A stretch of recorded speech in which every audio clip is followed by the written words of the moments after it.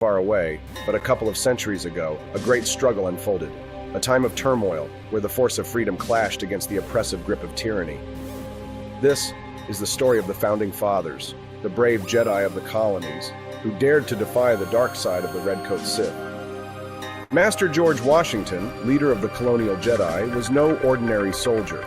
With a flintlock blaster in one hand, capable of delivering precise shots with the power of 1,000 musket balls, and a lightsaber forged from the ancient Liberty crystals, Washington was the beacon of hope in the darkness that covered the 13 colonies. And then there was Benjamin Franklin, the Yoda of the Revolution. Wise, cunning, and always a few steps ahead, Franklin's mind was sharper than his lightsaber, which he personally modified to discharge bolts of lightning, perfect for frying any Redcoat Sith foolish enough to cross his path. But the colonial Jedi were not without opposition. The Redcoat Sith, led by the Dark Lord Cornwallis, had crossed the Atlantic, bringing with them the dark side of taxation without representation. Their red lightsabers blazed like the very flames of oppression, ready to extinguish the light of liberty forever. The battles were fierce, and the stakes higher than the price of tea in Boston Harbor. At Bunker Hill, the colonial Jedi held their ground, their flintlock blasters firing energy bolts that could punch through the toughest redcoat armor. With each pull of the trigger, a burst of light and smoke, a fusion of the old and the new. And who could forget Thomas Jefferson, the Jedi Knight who penned the Declaration of Independence with one hand while wielding his lightsaber with the other? It was he who gave voice to the rebellion, declaring that all men are created equal, with the inalienable right to life, liberty, and the pursuit of happiness. Or, in this case, the right to take down a few Sith Lords. The final battle came at Yorktown, where the forces of light and dark met in a cataclysmic struggle. Washington and Cornwallis, Jedi and Sith, fought with the full might of the Force behind them. Flintlock blasters cracked through the air like thunder, while lightsabers sliced through the gloom, each swing a testament to the fight for freedom. And when the dust settled, it was the colonial Jedi who stood victorious. Cornwallis defeated, surrendered, and the force of liberty triumphed over tyranny. The Sith were driven back across the sea, and a new hope was born, a republic where the force of freedom would reign supreme. But the story does not end there. Knowing that the dark side could rise again, the Founding Fathers, in their final moments, channeled all their power, their wisdom, and their hope for the future into one single powerful crystal, a crystal of liberty. They knew that one day the force of liberty would need a new champion, someone worthy to wield this ancient power and restore balance when the force of freedom was once again threatened. For generations, the crystal lay hidden, its power waiting for the right moment, the right person to awaken it. And then, one fateful day, it was discovered by a man named Austin Peterson, a libertarian, a modern-day freedom fighter who would fulfill the destiny set in motion centuries before. The crystal called to him, and with it, Austin took up the mantle of the colonial Jedi, determined to bring balance back to the force of liberty in the United States. Through his show, the Wake Up America show, Austin Peterson became the voice of resistance, the spark of rebellion against the creeping darkness of tyranny. With the power of the Founding Fathers' crystal, he fights not with lightsabers or blasters, but with the force of truth, reason, and unwavering dedication to the principles of liberty. So remember, young Padawan, the fight for freedom is never easy, but with courage, unity, and a little bit of force on your side, even the darkest Sith can be vanquished. May the force of freedom be with you, always. In a galaxy not so far away, but a couple of centuries ago, a great struggle unfolded, a time of turmoil where the force of freedom clashed against the oppressive grip of tyranny. This is the story of the Founding Fathers, the brave Jedi of the colonies, who dared to defy the dark side of the Redcoat Sith. Master George Washington, leader of the colonial Jedi, was no ordinary soldier. With a flintlock blaster in one hand, capable of delivering precise shots with the power of 1,000 musket balls, and a lightsaber forged from the ancient Liberty crystals, Washington was the beacon of hope in the darkness that covered the 13 colonies. And then there was Benjamin Franklin, the Yoda of the Revolution. Wise, cunning, and always a few steps ahead, Franklin's mind was sharper than his lightsaber, which he personally modified to discharge bolts of lightning, perfect for frying any Redcoat Sith foolish enough to cross his path. But the colonial Jedi were not without opposition. The Redcoat Sith, led by the Dark Lord Cornwallis, had crossed the Atlantic, bringing with them the dark side of taxation without representation. Their red lightsabers blazed like the very flames of oppression, ready to extinguish the light of liberty forever. The battles were fierce, and the stakes higher than the price of tea in Boston Harbor. At Bunker Hill, the colonial Jedi held their ground, their flintlock blasters firing energy bolts that could punch through the toughest redcoat armor. With each pull of the trigger, a burst of light and smoke, a fusion of the old and the new. And who could forget Thomas Jefferson, the Jedi Knight who penned the Declaration of Independence with one hand while wielding his lightsaber with the other? It was he who gave voice to the rebellion, declaring that all men are created equal, with the inalienable right to life, liberty, and the pursuit of happiness. Or, in this case, the right to take down a few Sith Lords. The final battle came at Yorktown, where the forces of light and dark met in a cataclysmic struggle. Washington and Cornwallis, Jedi and Sith, fought with the full might of the Force behind them. Flintlock blasters cracked through the air like thunder, while lightsabers sliced through the gloom, each swing a testament to the fight for freedom. And when the dust settled, it was the colonial Jedi who stood victorious. Cornwallis defeated, surrendered, and the force of liberty triumphed over tyranny. The Sith were driven back across the sea, and a new hope was born, a republic where the force of freedom would reign supreme. But the story does not end there. Knowing that the dark side could rise again, the Founding Fathers, in their final moments, channeled all their power, their wisdom, and their hope for the future into one single powerful crystal, a crystal of liberty. They knew that one day the force of liberty would need a new champion, someone worthy to wield this ancient power and restore balance when the force of freedom was once again threatened. For generations, the crystal lay hidden, its power waiting for the right moment, the right person to awaken it. And then, one fateful day, it was discovered by a man named Austin Peterson, a libertarian, a modern-day freedom fighter who would fulfill the destiny set in motion centuries before. The crystal called to him, and with it, Austin took up the mantle of the colonial Jedi, determined to bring balance back to the force of liberty in the United States. Through his show, the Wake Up America show, Austin Peterson became the voice of resistance, the spark of rebellion against the creeping darkness of tyranny. With the power of the Founding Fathers' crystal, he fights not with lightsabers or blasters, but with the force of truth. Morning, Rise in Freedom. I'm Austin Peterson. You're watching and listening to the Wake Up America show on the For Liberty Network. Today is Tuesday, the 27th of August. How did we get here so far? Man, everything's just flying by.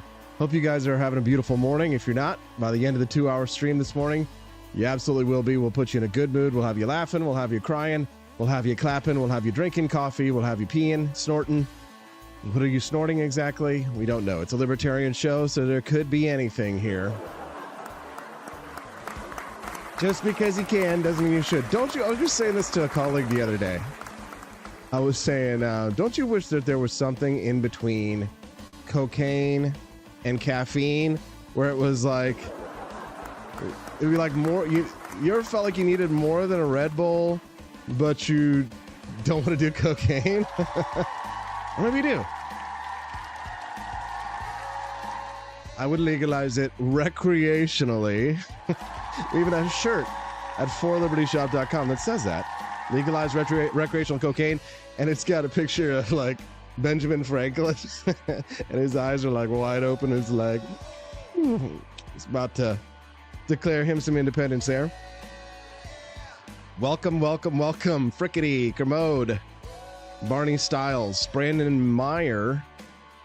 I wish I was a Meyer, Brandon. Drew Van Runkle. Mighty Megatron, did I already say hi? Joni Rankin. Drew Van Runkle. It's the morning crew. Yes. Time to hang out, guys. Aren't you happy? Did you see my interview on Viva Fry yesterday? I thought it was a great conversation. We were talking about pretty much everything under the sun. I was kind of surprised at how interested he was in my personal background and my personal life. Most people don't care about that stuff. They invite you for interviews. They don't care about your personal life. They just want you to give them a good, news segment. But Fry struck me as a very emotionally intelligent man. And we had a nice conversation about politics, of course, and, the latest news and, the evil overlord billionaires that I'm going to talk about here in just a minute who want to control everything. I can first. You know what I'm saying? So we're going to talk about Mark Zuckerberg obviously in a minute, but I enjoyed the conversation with Fry. And I think as I was edging up towards this magical number, I think it may have just been the Viva Fry bump that got me to over 100,000 followers on X.com. Can you imagine how anticlimactic it would be if I didn't have a sound button on this? People criticize the sound button on the Wake Up America show, but I mean, it would be friggin' awkward if I was like, oh, look, I got 100,000 followers on Twitter. It was just like, a metaphorical, right?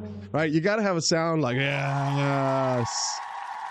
There are a lot of people who despise me. And I think I said even on Viva Fry's show, many men wish death on me. Many men wish death on me. Right? I was talking about how, I have my enemies on this world, but, they couldn't keep me down forever. It's nice to finally have a platform. And listen, I'm not like, this is not to denigrate Rumble here. I'll talk about that in a second. But it's nice to actually be on a social network. And I've been doing social networking professionally for 20 years. For activism, political activism, and civic activism, nonprofit, for-profit, everything. And finally, I'm on a platform that doesn't suppress my views. And it just feels good to know that before I post something on X.com, I don't have to think twice about posting it other than just a simple grammar spelling. Is this actually what you mean? Normal stuff that I would think before I would say anything in public. It's nice to act and not have to think, well, what will Facebook think of me? And will this go across the purple hair lady's lines over there in Silicon Valley? Well, the funny thing about that is speaking of Mark Zuckerberg, again, we're going to get to him in just a moment. His apology. Do you guys accept his apology, by the way? Did you hear? God! Yeah, he apologized for his censorship of all of us during the COVID pandemic. But, we're going to talk about all of that stuff in the first hour before we get to our guests. It's nice to be able to be on a platform where you can actually grow, you can have free speech, you can post shows like these, and I don't have to worry that YouTube is going to demonetize whatever, right? So it's like, I know YouTube, like every once in a while, they just don't let me make money off of a video that I make because I just don't like whatever views it is that I post over there, right? And Instagram, speaking of Mark Zuckerberg, has completely demonetized me, interestingly enough, until November. How dare you? Interesting timing on that one. So I have no incentive to create content on Instagram other than just to entertain people for fun, which, I definitely do. But it's kind of like I didn't make a whole lot of money ever on Instagram because I just don't like any kind of censorship platform. I might be on them, but I don't invest time or energy other than beyond the absolute basics and minimum that I have to do. I'm not even on TikTok, right? And do things like this maybe hurt my growth? Sure. But knowing that there's X and Rumble, I mean, I can actually say what I feel. I can actually be honest, even if it rubs some people the wrong way. And they do. And people tell me all the time how they disagree with me. But I've always been kind of curious about whether or not Rumble and X are antagonistic towards one another. And I saw yesterday that the CEO of Rumble actually said no, that Twitter or X is the #1 driver of traffic from their site to rumble.com. I thought that was an interesting statistic yesterday, which means that my strategy that I've been building for the last 2 years on the Wake Up America show, at courtesy of a billion people who've helped me out, and Neil Struharic, who was the first guy who was like, Austin, you need to get on Rumble. And I listened to him, and one of the smartest things I ever did. Thank you, Neil. But it was like, I've been building up my platforms, my Rumble platforms and my X platforms, because that's where I have free speech. That's where I can talk to you guys. That's where I can hang out. And that's where I can actually grow. 100K on X.com. King of the castle. King of the castle. Thank you to Quest Fanning. He donated $5, says, actions speak louder than words. Don't censor the right, Mother Zucker. Hell yes. Yeah, so I'm demonetized on Instagram, Mark Zuckerberg's platform, until after the election. Isn't that interesting? Mark Zuckerberg yesterday got up in front of Congress, and here was his testimony. Take a listen. And to all those affected, I want to say, we are deeply sorry. We're sorry. We're sorry. We're sorry. sorry. We're sorry. We're sorry. Sorry. We're sorry. Thank you, South Park, for that clip. We're sorry. Sorry. They're not sorry. Mark Zuckerberg's not sorry. He's just sorry that he got caught. Meta Platform's chief executive, Mark Zuckerberg, said it was improper for the Biden administration to have pressured Facebook to censor content in 2021 related to the coronavirus pandemic. He vowed that the social media giant would reject any such future efforts.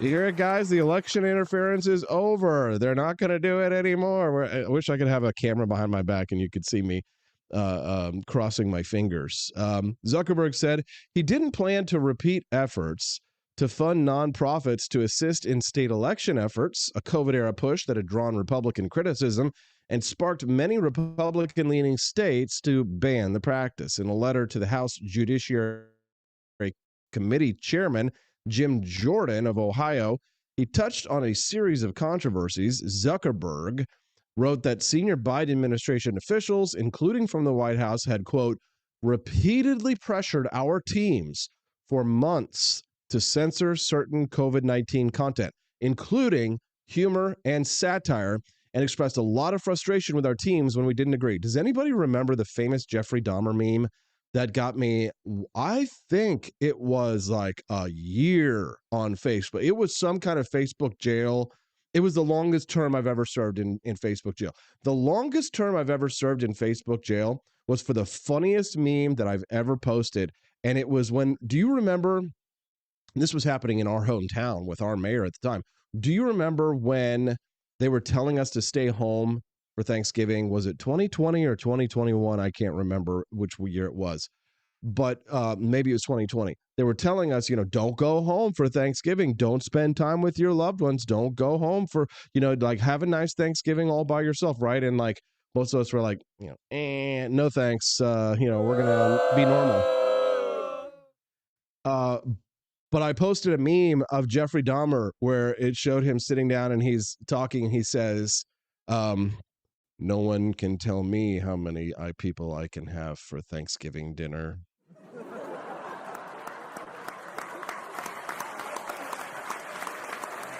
Right? Because Jeffrey Dahmer's a cannibal if you didn't know this. Come on. I can first. When I was 17, it was a very good year. But I remember when I posted that meme and like they were vicious about it. Anybody who reposted that meme with Jeffrey Dahmer talking about Thanksgiving dinner, and it was the funniest friggin' thing ever. It was, and you know what their argument was for taking it down, I remember specifically, was that by posting the Jeffrey Dahmer meme where he talked about having people for Thanksgiving dinner, it was supporting violent or dangerous individuals or organizations. In other words, the argument that Zuckerberg was giving at the time and his minions for censoring the Jeffrey Dahmer meme was that you supported Jeffrey Dahmer. Cannibalism. Are you sure? I mean, at the time, you had to say to yourself, there were probably at least half of the people who were at Meta at the time didn't get the joke, and the other half of the people who censored the meme got the joke, didn't think it was funny, and were like, ban him, I'll take him out. And then at least 1/3 of the people were like, screaming, their heads cut off. I can't believe, they made a funny meme about Jeffrey Dahmer. Thank you, Frickety, for reminding me. Yes, as they released a Dahmer Netflix. Yes, so you can't. And here's the thing. They advertised Jeffrey Dahmer's Netflix show on Facebook, on Meta at the time. Such hypocrites. How dare you? I got to say thank you to our friends who have been making donations this morning. They want to see some bonus content, don't they? What's up? Can you bless me with something? Oh, gosh. Money-wise. Please. Can you suck it? If you want to see today's bonus content today, keep those Rumble Rant donations coming in. If we hit $60 by the end of the show today, then we will unlock today's bonus content, which is a news story that we don't have time for on the regular show, but I think you need to know. If you want to see it, you got to either hit the Rumble Rant donation and kick in a donation so we can hit $60. But I think the most fun way to help hit the bonus content level is to go to forlibertyshop.com and get yourself some sweet merch. We've got some incredible merchandise. It is a patriotic superstore at forlibertyshop.com. And if you make a purchase during the 2-hour live show this morning, those purchases count towards the total to hit the $60 total. So if you buy a couple shirts, maybe a box of coffee, then you'll hit the $60 goal in no time. And we can, instead of watching commercials when we go to our guests today, we can watch bonus content. Don't you guys think that's a really fair trade-off? I mean, to help monetize the show, inspire you guys to donate, and then we have a goal, something to work towards each show. I mean, I think it's an absolutely, brilliant concept, and it works beautifully. And so far, we have hit every single goal every time for the last like three and a half months. I don't know how long we've been doing this, but it's been a very successful fundraising program for us.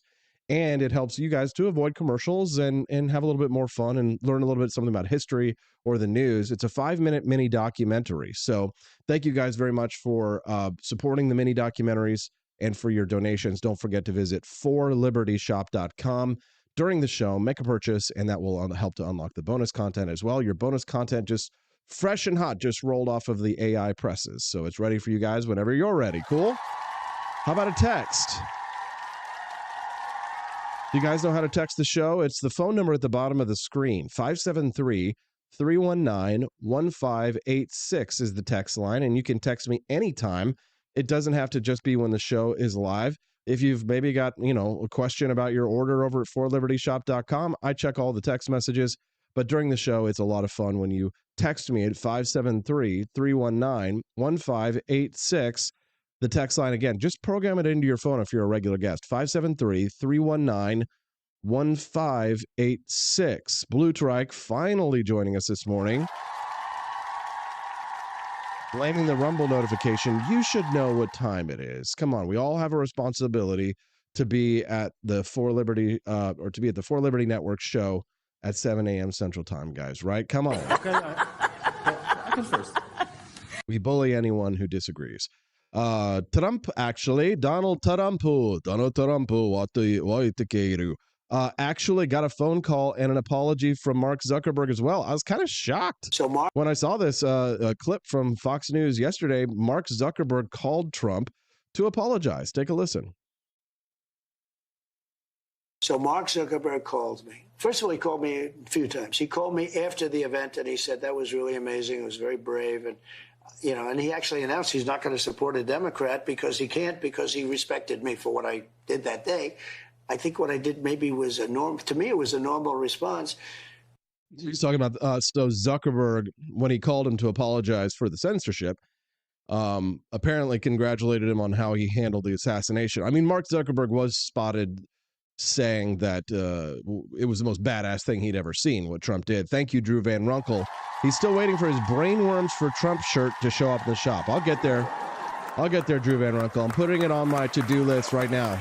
You guys finish the Trump video, and I'll put this in my notes, okay? But I was called by Mark Zuckerberg yesterday, the day before, on this same subject, and he actually apologized. He said they made a mistake, et cetera, and they're correcting the mistake.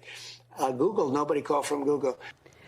So we got a statement at Fox Business from Google. They said this fact check was initially applied to a doctored photo showing the Secret Service agents smiling. And in some cases, our systems incorrectly applied that fact check to the real photo. It has been fixed. We apologize for the mistake. Both companies have been under fire all week. Both say this was not deliberate. And one of the things that we're learning now is that really AI doesn't seem to be very reliable when it comes to breaking news. And the rest of that interview with Mr. Trump is. So Mark Zuckerberg calls to apologize because the photograph of his iconic survival of the assassination event, which we have many depictions of, including a manga representation of over at forlibertyshop.com. That's our comeback with a warrant. We actually have that outside of our house. But I can't believe that this shirt was like big in Japan. People are following what's happening in American politics, and Donald Trump apparently has some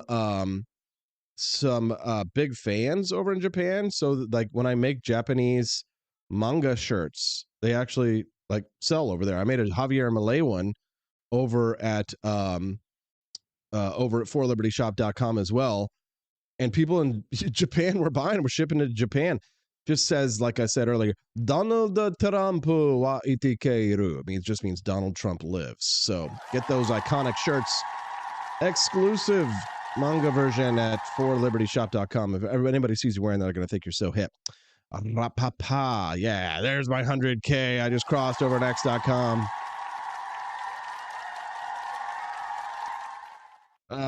Should we continue on with Mark Zuckerberg before we move on to some of the billion clips? I think so.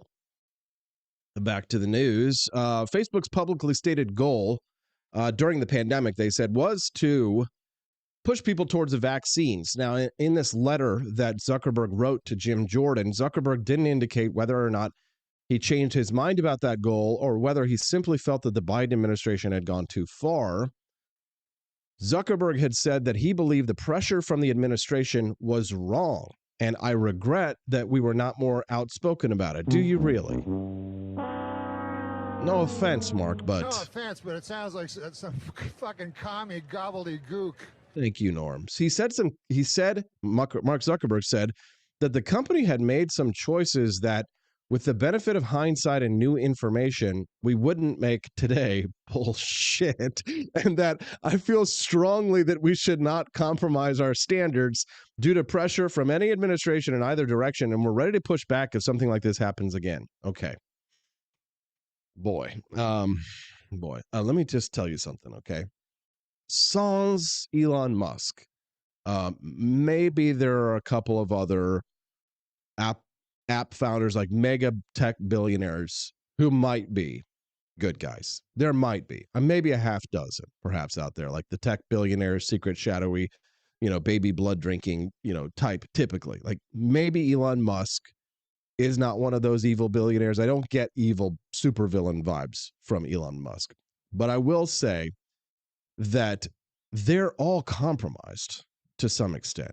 Right? And as soon as you hit billionaire status and you start running in the rings of high society, some government somewhere's got you on their tail, right? They're on your trail. Somebody's following you somewhere.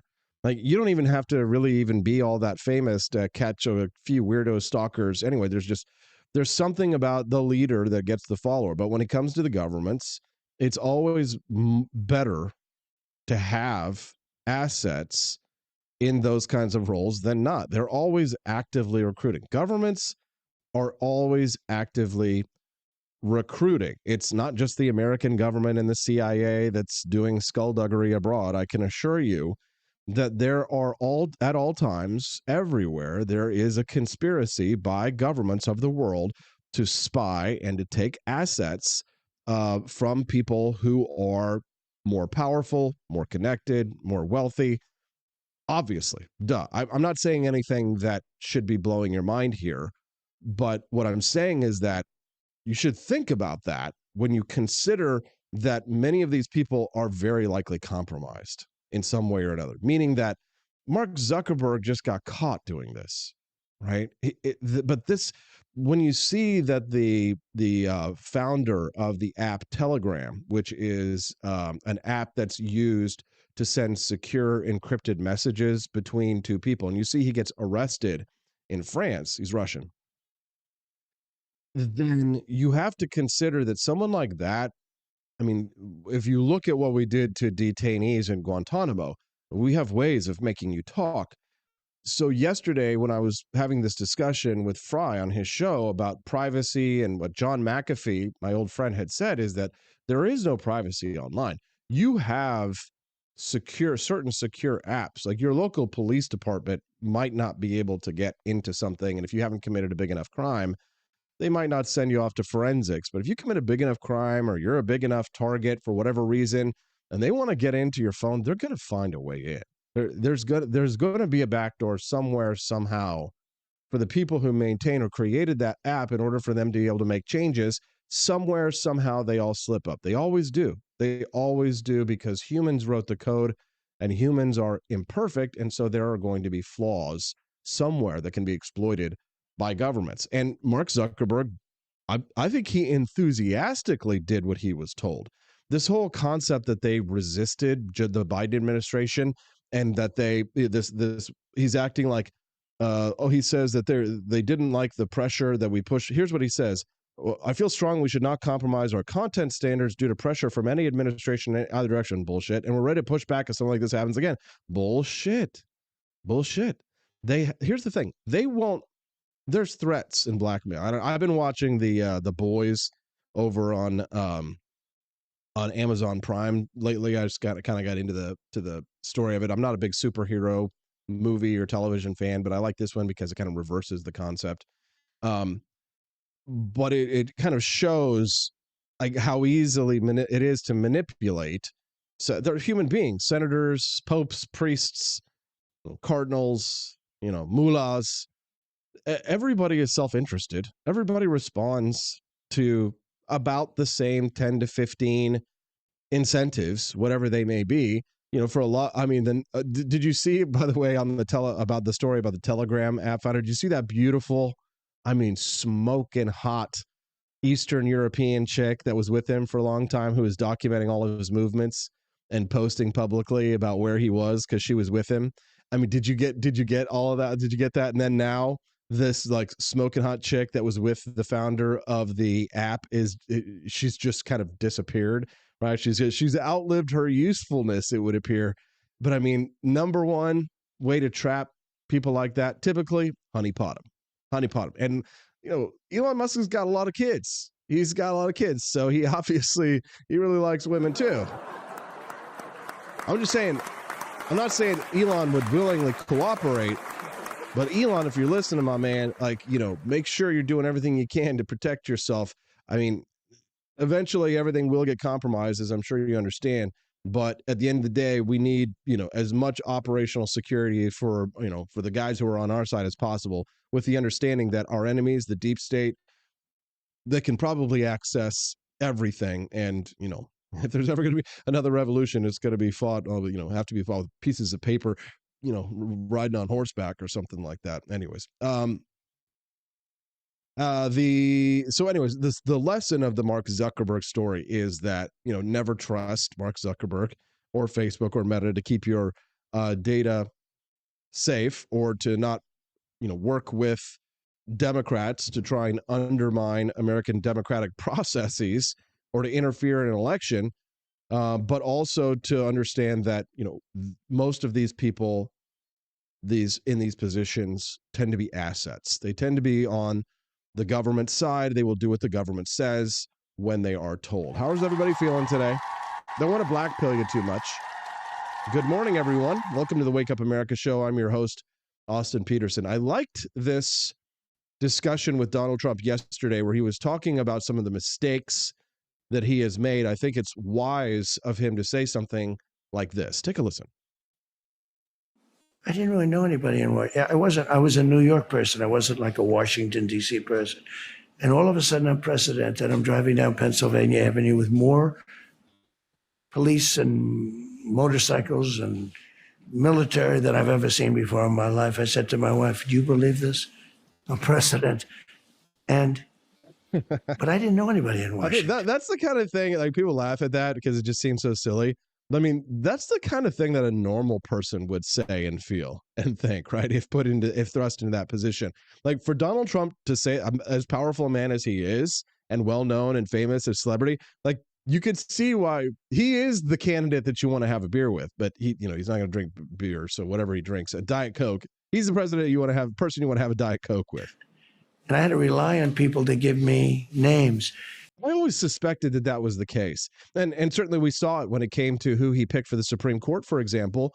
He didn't know the members of the Federalist Society or any of these judges that were put on in this position. He had to go and find the best men, top men, to get on top of deciding those kinds of things. Because I really highly doubt that Donald Trump is enmeshed and embroiled in the debate, or really invested in the concept of originalism and textualism.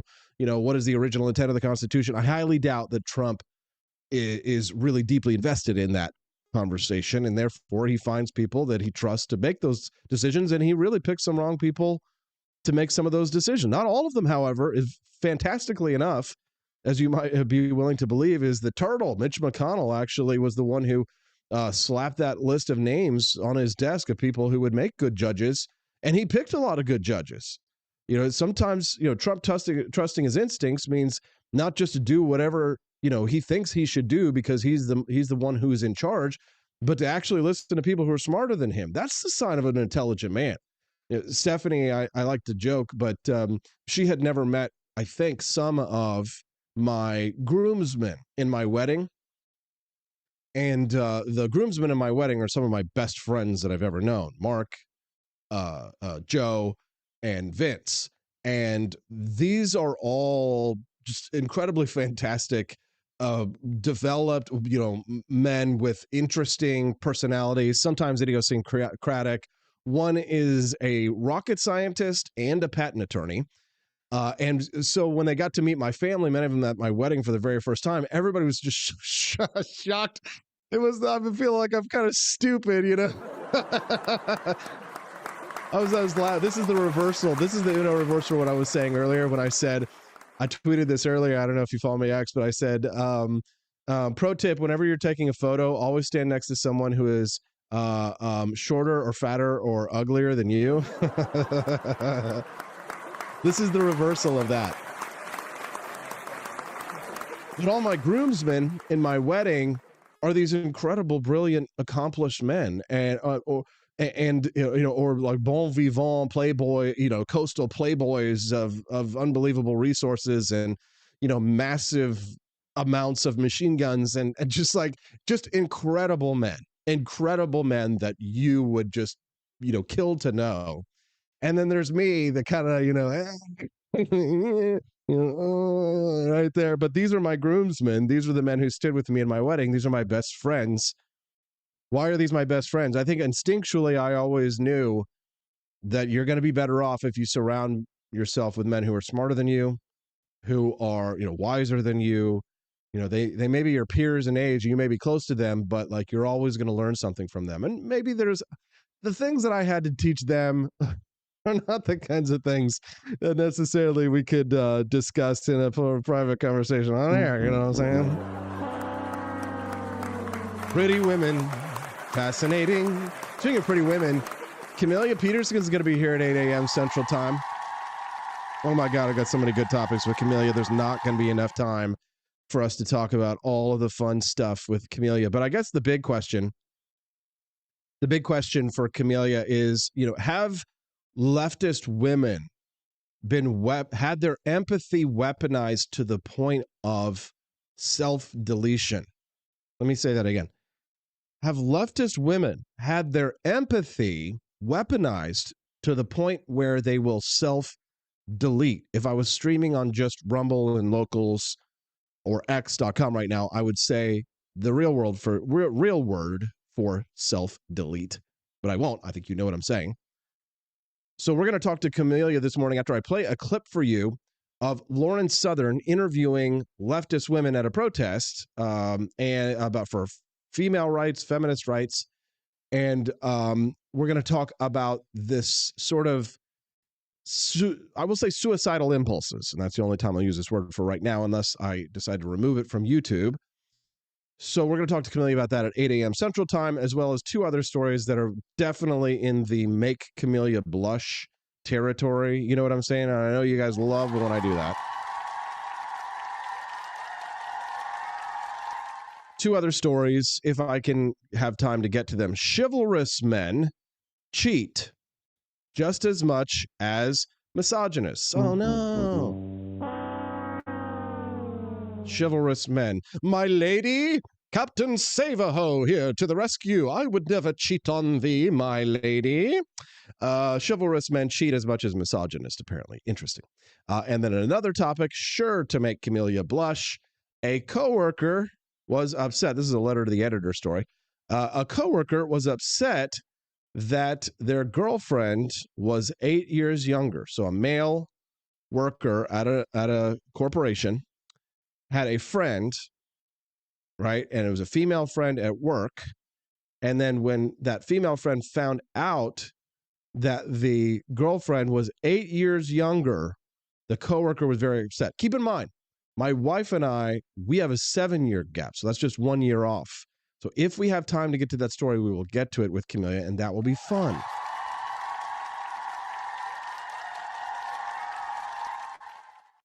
Remzo Martinez joins us live at 8:30 a.m. to talk about Tulsi Gabbard, coconut milk mommy. Nah.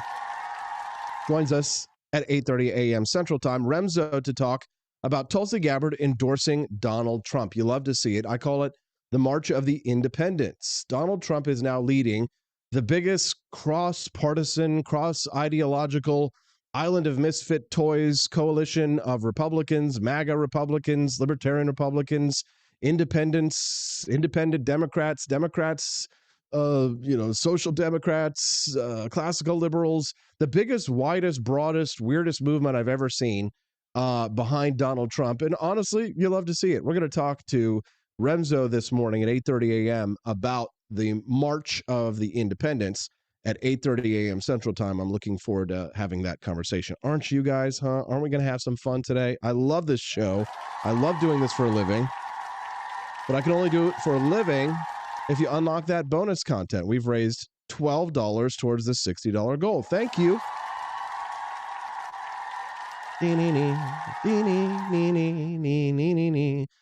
Yes, so if you want to help us to unlock the bonus content before Camelia gets here, we can unlock this in one whole shtick. If somebody goes over to forlibertyshop.com right now and unlocks that bonus content for the Wake Up America show's bonus content program to watch a documentary instead of commercials. So head on over to forlibertyshop.com and get yourself something real nice, or make a Rumble Rant or YouTube Super Chat donation now, and you guys will be able to seize the bonus content. What say you? Ready for a million billion clips? All right, let's let Donald Trump continue his conversation to talk about mistakes that he made after he became president of the United States. Take a listen. And many were really good. I mean, Bob Lighthizer, I had great trade people. I had some great people. But I also picked people that, in retrospect, I wouldn't have picked. But now I know the smart ones, the dumb ones, the weak ones, the solid ones, the ones like you. I know the people. I know everybody, sort of like everybody. And we're going to have a great government. I didn't know. I had to rely on people I'd ask, I don't want to use names because I don't want to embarrass. They're not bad people, but I'd ask people that were rhinos, who do you recommend for such and such a position? All important positions. And they'd recommend some people that were rhinos or something, or weak or not good. And I don't have to ask too much right now. I know the people, and I've known them through fighting and wars. I've known them through, because all this stuff. I had great support. Don't forget, I beat Nancy Pelosi. I beat all these people, every one of them. And somebody said, if you look at it, he beat the Clinton family, right? And that was really Obama too, because he was behind her 100%, like he was running. And I beat the Bush family. I beat everybody. Now I beat Biden. I got him out. I beat him twice, actually. I beat him the first time, but now I beat him a second time because it was the debate that got him out. And now I have to beat somebody that nobody ever heard of, who's a Marxist. And I think I'll be able to do that. But I know the people now. I've been in government now for 8 years. I was in government for no years. I mean, I became president and I said, I've never done this before. Hey guys, does anybody else really just enjoy this hand movement, this whatever this is, and only Trump can really do it as well as Trump. It's just kind of like, whatever this is, I don't know. It strikes me as it's just very Trumpy, and I don't think anybody else could really do it like him. After Trump turned in one of the greatest debate performances in modern political history, says the Trump War Room, the Harris campaign wants to change the rules. Well, the vice president thinks that the American people deserve a real debate where the candidates can go back and forth in real exchanges to talk about the issues that matter and to respond in real time to what you would see from President Trump, outlandish lies and attacks. And so we want that opportunity for the American people to see Donald Trump for who he is, not censored, not muted, but the unfettered guy that he is going to be if he becomes president again, especially now that we know that the Supreme Court has given him the authority to have unfettered power. Especially after we've been politically persecuting him using the Department of Justice and pulling all the stops in order to use the justice system to go after him. We're now absolutely terrified that he might do the exact same thing to us. Trump gave his reaction to Kamala trying to change debate rules after already committing. The truth is they're trying to get out of it because she doesn't want to debate. She's not a good debater. She's not a smart person. No, she's not a good debater. She doesn't want to debater. debate. But when I looked at the hostility during the weekend, you watch it. This week with George Slopadopoulos. And bro, that is just too entertaining. That is too good. Click the like button if you got a laugh out of him saying Slopadopoulos. Click that like button. And if today's your first time watching the Wake Up America show and you enjoy this content and you like hanging out with us, click the follow button as well on the stream so you can come back and join us. The show schedule is Monday through Friday, 7 to 9 a.m. Central Time. the Vietnamese didn't get that one. You got it. Yes, sir. If you didn't get it, I couldn't push it. But no, we want to have fairness. We have to bring fairness back to the country. And we have to have a president. We are the closest to World War III, I believe, that we've ever been right now, right this second. And we have a man that just took a vacation in California. He was on the beach. And he came back today. Where's he going? Delaware. Why? Another vacation. He's going for another week. That's not the Vietnamese. They're hard-working people, aren't they? All right. Damn, that's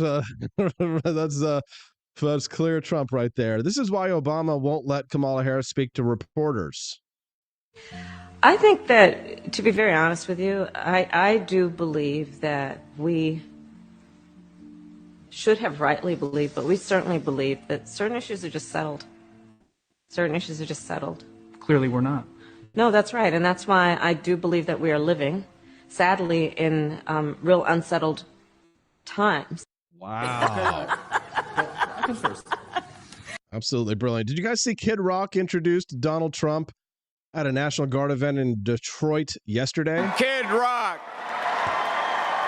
My name is Kid Rocket up and down the block. Kid Rock, get up there and give a speech, Kid Rock. Remember that time he was talking about how he was visiting with Trump and Trump was like asking him his position on North Korea and Kid Rock was like, bro, I'm just a musician. I don't think I should be in on this kind of stuff. You know what I'm saying? Like, even though Kid Rock could probably do a better job than pretty much damn near much any Democrat. Wow. Thank you. Thank you. Good afternoon. Boogie. Welcome to Detroit Rock City, as we say. And no matter what your background is, what your politics are, any of that, before we get going here, those of you serving, who have served, I'm sure I speak for everyone when I say, thank you for your service. That was a good intro. Good there, Kid Rock. Cell Blocked. Looks like it might be his first time on the Wake Up America show. What's up, Cell Blocked? Welcome to the chat. He said, yesterday I was talking about good fish, how it's hard to find good fish. Yes, Fat Boys Crawfish Company. I'm giving you a free ad here. The phone number there in the chat, 337-893-9029. Straight from the boat in delivery from Louisiana Gulf to Ohio. That sounds good. He just deleted it, but maybe... Oh, the message was removed by moderator. Sorry, they're a little bit jumpy over there. I just thought that was an interesting thing. Usually they kind of like, they pull things that are like advertisements, but Cell Blocked, I know that yesterday you heard me talking about good fish. Was that on the Viva Fry show? It may have been, but maybe not. I don't know.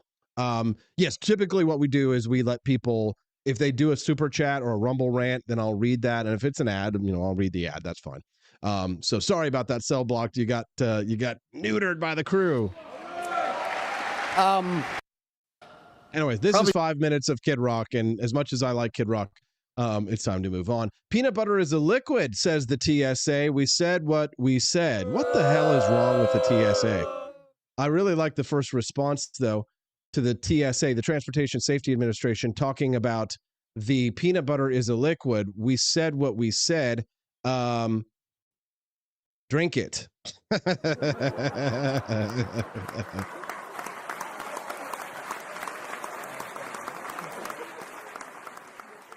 Yes, peanut butter is a liquid, says the TSA. You can demonstrate it by drinking a bottle. Post the video, says Gabor. Like this one. The TSA, after confiscating all the PB jars. For those who know, you know. It's kind of weird, kind of gross. I can first. How dare you? Nobody likes you, says TRHL. Thank you for keeping Americans safe from peanut butter, says Eric Voorhees.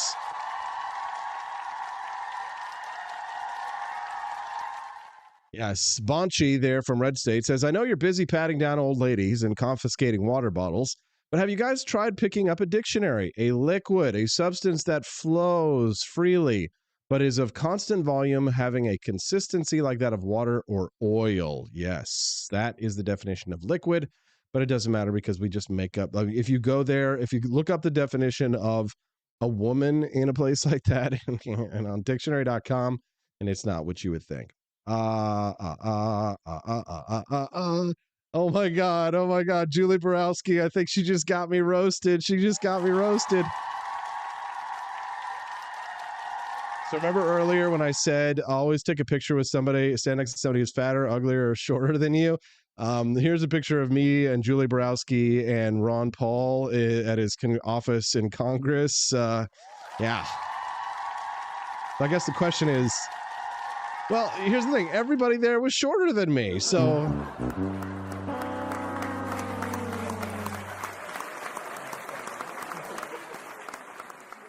Everyone shorter than me confirmed. Reply. Thank you to Julie Borowski for pointing that out.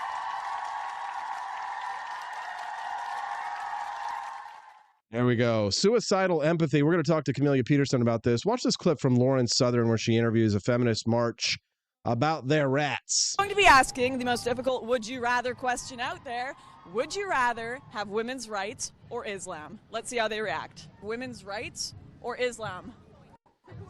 I'm not. Is that a real choice? Is that a real question? Yeah. Ridiculous. No. Yeah, that is a real choice. There is a real question in countries where women don't have rights because of radical Islam. Yeah, is that a real choice? Is that a real question? Oi, you got a license to be asking a question like that? It's Tuesday, innit? Oi. Huh? Oh, you got a license for that? You got a license to ask questions like that? Why is it ridiculous? I think it's a very serious question. Considering there's only two options. Have women's rights or Islam? What? Why?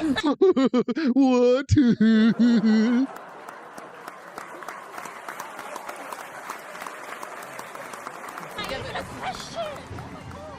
We're not. This is not about Islam. Mate, but your rights are. Why are you at this rally asking that question? Provoking, like, an argument, which there's no point. Why can't we just band together about feminism? And See, that's the thing is that like women, they have to agree. And here's the thing. They force compliance with agreement. Everyone must agree. No one is allowed to be outside of the group. No one's allowed to think for themselves. No one's allowed to have a separate opinion. Like, this is the problem with these leftist women is that they do not allow, they have to hammer everyone into submission, because if somebody has an outside opinion, someone's feelings might get hurt. This is why, as Ian Miles Chong has labeled it correctly, it is what we call suicidal empathy, meaning these women fighting for women's rights, they cannot answer a question like that where there is a simple binary, because they have to they have to maintain their cognitive dissonance, which is if they didn't, then their whole worldview would fall apart. Their entire worldview rests on their ability to believe two opposing things at one time, and they sort of they almost self-destruct like the fembots in the Austin Powers movie. They break down when you ask them questions like these. They self-destruct. Like when, they did in the film and their heads blow off and the robot fembots, right, revealed to be, cyborgs or what have you. This is how their brains work. They freak out when somebody stands out from the crowd, especially a fellow woman they see as a betrayal and a treason, even though women hate each other more than men ever could. But that's another subject. We'll talk about that with Camellia soon. Get those Rumble Rant donations in, guys, or go to forlibertyshop.com and make a purchase so you can unlock the bonus content so you can watch that instead of commercials when we go to Camellia in like 10 minutes. Okay, guys, come on, let's do it. Instead of you coming along here and starting a religious debate. Because some people believe you should be stoned for the crime of being raped, and if you are protesting rape, you should be protesting the people that want to hurt you for being raped as well. Why are you just letting this go past? Why are you doing this? Why in particular did you use Islam? Why are you disagreeing? Why can't you believe exactly as we believe? No questions. No. If you want to know how tyranny is coming to the world, this is exactly how tyranny. These are the people who are in charge. These brainless leftist females have inserted themselves to the front of the line, ironically, for the oppression Olympics, as if right here you see these women. These are the most pampered generation of females that have ever existed in all of human history. All of human civilization is everything that you see that gets built. Everything that exists, air conditioning, computers, everything that we walk in, every building you walk in was conceived because a man wanted to impress a woman or needed to take care of his family, or his wife or his daughter, or impress a girlfriend or what have you.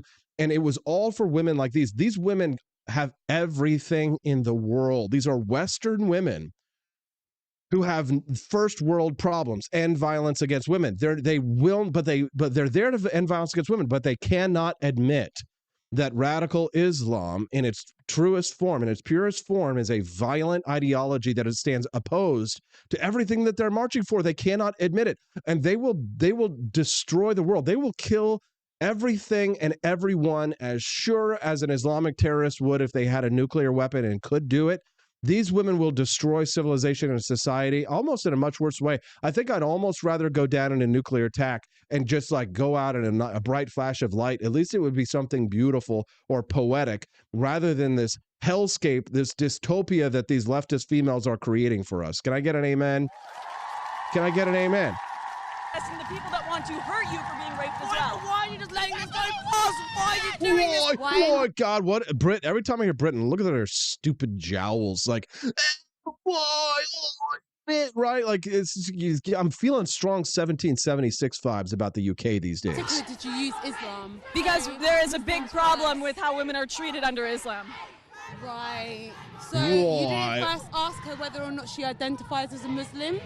No, I'm asking feminists. Why are you not asking Muslim women about this? Why are you asking? Well, you don't see a whole lot here, do you? Their husbands probably didn't let them come. Oh my God.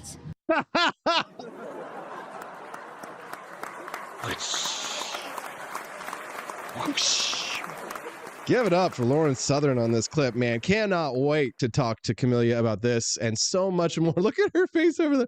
These are the thing. This is the thing. These women have honestly never been confronted in their lives. They have never had to confront adversity. They've had teachers who have told them that everything that they say and do is beautiful and perfect in every way. And now look at them.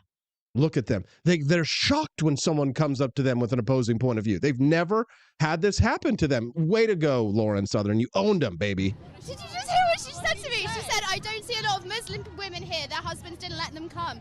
Dude, you're doing this ignorant. No, she's doing this with you. Haven't read the Quran? Yeah, I'm so ignorant. It's so ignorant. They can't confront the point, so they have to call her names and then tell her to leave. Go away. I've read passages, and there's a lot more violence in the Bible, and believe me, I grew up Catholic. That's why you see Christians running people over in the streets of London, right? Oh my fuck. I think that people who say that have probably not actually read the Quran and have just been told that by the media and sucked it in. Oh, have you actually read the Quran, Fatty? Have you read the Quran, Chunko? We know that what you're doing on Friday nights. You're not reading the Quran. You're heading down to the chicken joint to get yourself a nice patty, deep fried patty, aren't you? And I think we should listen to Muslim women instead of white women. Well, listen to Muslim women. Where are they? They're not there. Me and you. You don't think white women can be Muslim? Yeah, I think they can. But I think we should listen to Muslim women first and foremost. Maybe I'm a Muslim. Maybe you are. I'm going.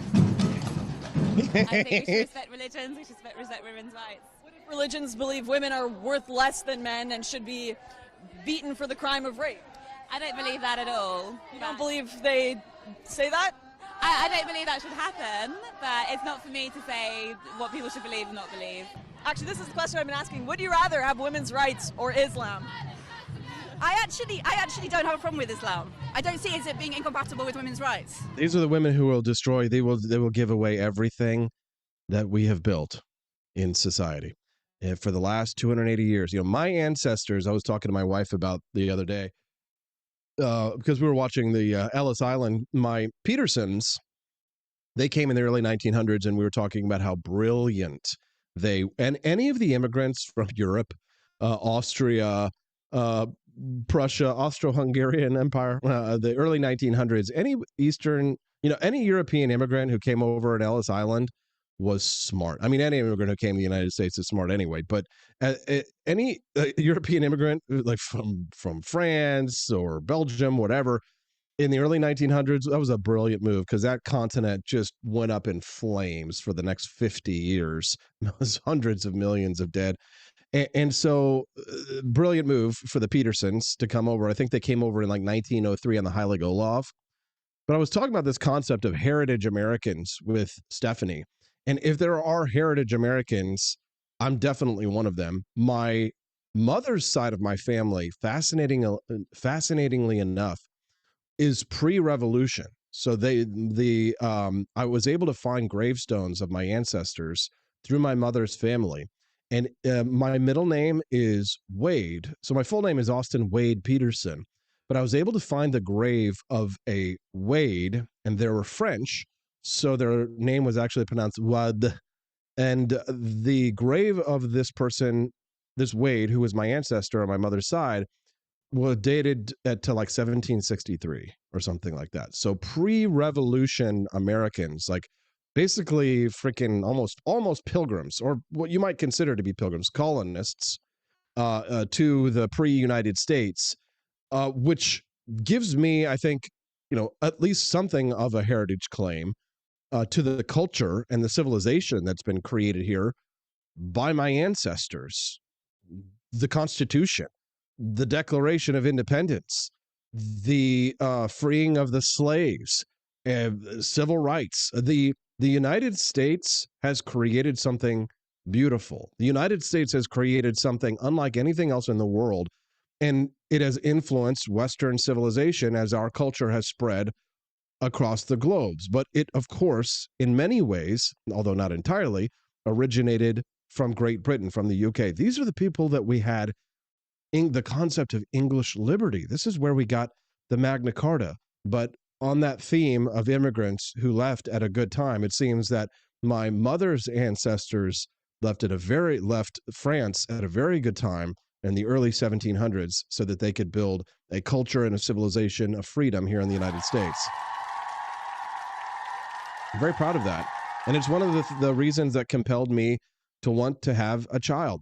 We still raised only $12 towards a $60 goal. Oh no. So if we don't hit it, then we don't unlock the bonus content. It's the first time that we would fail. I hope you guys don't want to see that. Do you want to see Camellia Peterson? She'll be right back. We're going to talk about suicidal empathy when we get back on the Wake Up America show on the For Liberty Network. Be right back. Expanse of time, a year might seem like a mere moment, but oh, what a year it's been. In September 2022, Austin and Stephanie Peterson embarked on a journey to wake up America. They began humbly, with just 20 souls tuning in, learning, listening, and though challenges arose, like the looming shadow of YouTube demonetization, their spirit never waned. And now, thanks to you, thousands rise with the sun to join them, to listen, to engage, to be a part of a community. So here's to you, and to Wake Up America, for memories shared, for friends made, for the journey ahead, and for never, ever forgetting to rise and freedom. Happy anniversary. I'm Donald Trump, and I approve this message. Believe me, Austin Peterson is the best. He's got the greatest Wake Up America show I've ever seen. Whenever I tune in the mornings and watch the live stream, let me tell you, he has got the absolute best content. I love his guests. It's just a total blast to watch, and I highly endorse and recommend the Wake Up America show. It's terrific, believe me. Is the outdoor your home about as exciting as a library? Then spice it up and unbore your space with our custom metal signs.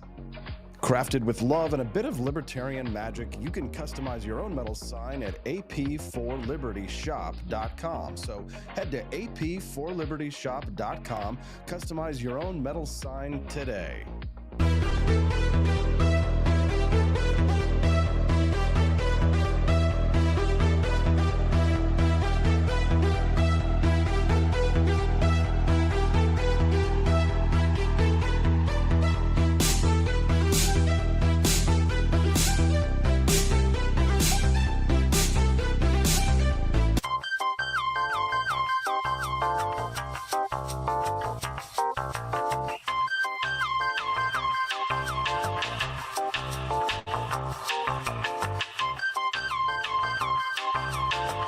Welcome to a world of vocal discovery at Peterson Voice Studio.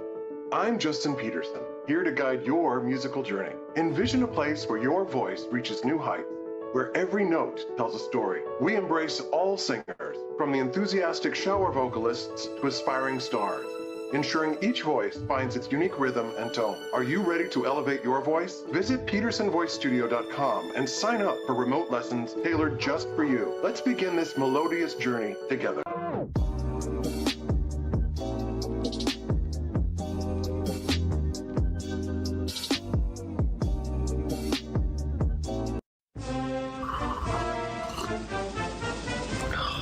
Tired of spending your hard-earned money on woke corporations that don't share your pro-freedom values? Fed up with sipping liberal lattes and progressive cappuccinos? Introducing Founding Flavors from AP4Liberty Shop. Get your day started with Washington's Revolutionary Roast. As robust and principled as the man himself, this blend is the shot of energy heard round the world. Or maybe you want to taste the fervor of freedom with Adams's Patriotic Perk. It's as dynamic and balanced as the U.S. Constitution, sure to awaken your spirit of liberty. For the aficionados, we've got the Jeffersonian Java, a complex mix of flavors that speaks volumes about your refined tastes. And don't forget Betsy's Liberty Lullaby, our decaf option, crafted with the same care and dedication Betsy Ross put into our Star-Spangled Banner. This blend lets you enjoy the taste of freedom anytime without losing sleep. No woke beans here, folks, just pure patriotic pro-freedom flavors brewed with love for liberty. So why compromise your principles for a cup of coffee? Stand up for your values, perk up your patriotism, and start your day the American way. Get your founding flavors at ap4libertyshop.com.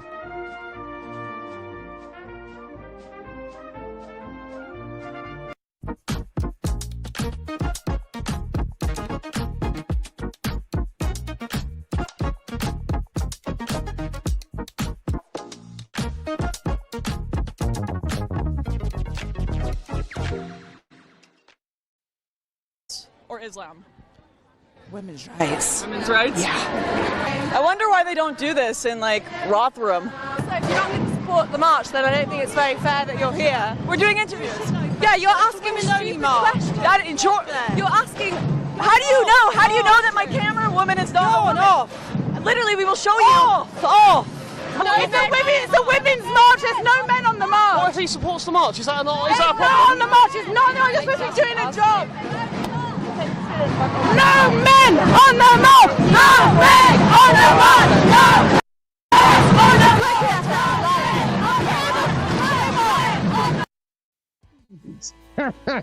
No men on the march! No men on the march! No men on the march! Good morning! It's Austin Peterson. You're watching the Wake Up Britain show. Isn't it a lovely day, isn't it? It's Tuesday, isn't it? On the Wake Up Britain show. Today we're going to be talking to a couple of awesome guests you don't want to miss. Camelia Peterson going to be joining us here in 5 minutes. It's going to be lovely. Talk about the Women's March and the suicidal empathy of females these days. And then at 8:30 we'll go and talk to Remzo Martinez. Another lovely interview, isn't it? It's time to wake up, Britain. Whatever you do, don't post anything on social media, though, that might offend people, because then we're going to come and extradite you Yankee blokes, right? Right, yeah. God save the king. The Wake Up America show brought to you by Austin Peterson. Nice to have you here, everybody. Make sure you click that like button. We're always having a good time here on the Wake Up America show. No men on the march. Joining us now is not a man. It's Camellia Peterson, man, but we're not related, man. We just have similar last names. Good morning, CJ. Good morning. Like, I know we're in unsettled times, but I really thought this issue of suicidal empathy was settled. It should be settled. What do you mean? The science is settled, right? Does that shock you when you see things like that? That I mean, one, that the women can't just even engage with these ideas, but the cognitive dissonance is so strong. I mean, we see this with people here in America too. Oh, for sure. I mean, like they just could not connect two and two together, right? When Lauren is asking these questions about, would you rather have women's rights or Islam, right? They can't make that leap in logic. It just is. And it is that, and one woman probably, I don't know if you showed this part, but there was one woman that probably said it best. She was like, I don't think we can say that. I don't think that's not PC. Like literally said, that's not PC. So it's just like, that really just sums it all up where we are, right? You can't say anything negative about the people who are coming and doing horrific things to your citizens and they're doing it rightly or not. Like you can debate, what Islam really is or isn't all day long, but rightly or not, they are doing it in the name of Islam. And if that's not what Islam really is, and there are not enough members of the Muslim community who are condemning it. My favorite part from that series of clips was when the woman said, "You should be talking to Muslim women about that." And she goes, "Their husbands won't let them come to the march. I would talk to them if they're here, but they're not going to let you come and march." Yeah, I was like, seriously? She just said that. Yeah, no, and the part at the end where like all of a sudden, I guess a man is like in the march or something. And so they switched to, no men in the march. I was like, wait, I thought you don't get to define what a man is now. Like, make up your minds here. Amelia, what's wrong with them? There's no self-preservation instinct at all. I mean, even when they get assaulted, they still even afterwards, they're like, so they don't want to appear racist. They'll say, "Oh, it was a gang of youths who stabbed me and my baby." It's like, that's suicidal empathy. Right. And I think that, it goes back to that whole nature, versus nurture argument. And they would rather die than have someone think that they were rude. Right. And I think this is illustrative of how strong the nurture component is in how we are formed and how we live out our lives with other people, because we have become, and this is also a byproduct of, advanced societies where you have the choice to indulge in these kind of things because you are not focused on the necessities of just surviving. And so it is a luxury to be able to think these kind of things that actually are, harmful to your society and to yourself. So by the way, in that, I think it was under that video, one of the comments talked about pathological altruism. It kind of set me down a bit of a rabbit hole. And there is a book called Pathological Altruism that's basically, it was put out in 2012, and it's basically a compilation of like 30-some academic papers looking at this issue. And the person who put the book together basically defines pathological altruism as altruism in which attempts to promote the welfare of others instead results in unanticipated harm. And boy, if we do not see that all over the place. And I know we're talking about this largely, on the left, and I think we certainly see this more on the left. But I would say that I would caution, people on the right to not be careful that you don't think that this can't happen to us too, because I think we see it somewhat in the rise of national suicidal empathy. Sure, we see it in this kind of rise in the conversation about common good conservatism, right? We question the free market because all of a sudden the free market is supposed to serve, people instead of allowing people to be free. And one of the things one of the things that struck me when I was reading a review that somebody did of this book is this woman who was reviewing it said that because a certain degree of selfless behavior is essential to the smooth performance of any human group, selfishness run amok can crop up in political context. It fosters the exhilarating sensation of righteous indignation, the belief in the purity of your team and your cause, and I love this word, perfidiousness. Ah, yes. Perfidious Albion. Go ahead. Right, of all competing teams and causes. And where I think, what that actually instantly brought to mind for me was on my own side, like here in Missouri, because we have, and also in libertarians, to be honest, because you have this purism that pops up, and it is your altruism with regard to liberty in a lot of ways. That gets you dead, right? Your devotion, your devotion to an ideology kills you. Yeah, I can see that, absolutely. And Sure. At first I was like, this is kind of a non sequitur, but I think you really wrapped it up nicely there. Let's give it up for Camellia. We were learning a lot of big terms today. And thank you for the word perfidious. I'll give you $10 for that if you'll give me $5 for Albion, which is another word for England, for those who don't know, perfidious Albion. You brought up another term to me during the commercial break. I would like you to explain it, define it, and explain why you decided to bring this phrase up. Remind me which phrase. I've lost it already. Benevolent. Oh, yes. Okay, right. So when we talk about, when we talk about this in the context of, no men in the march, we talk about the issue of toxic masculinity, right? And benevolent sexism. Yeah.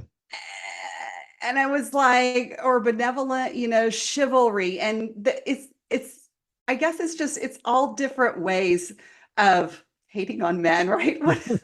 Yes. Know. But I was like, well, okay.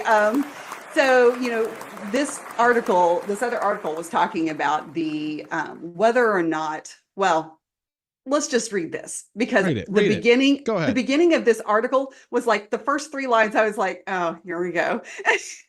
Because it opens with, chivalry isn't dead, but perhaps it ought to be. Who says, while mean male misogynists are rightfully villainized for their overt prejudice toward women, Prince Charming isn't living up to his chivalrous reputation either.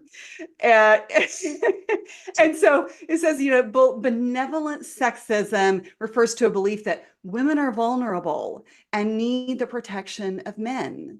And so, we just, I agree with that. We need Prince Charming because we are helpless. And would you please, throw your coat over the puddle so that we can, walk without getting our feet wet? Well, not anymore. Now I think there needs to kind of be a little bit of tough love now, in some sense. Like, in some ways, some women need to get exactly what they're asking for. Right, they need to get the equality that they're demanding, because I think for many of them it would actually be a step down.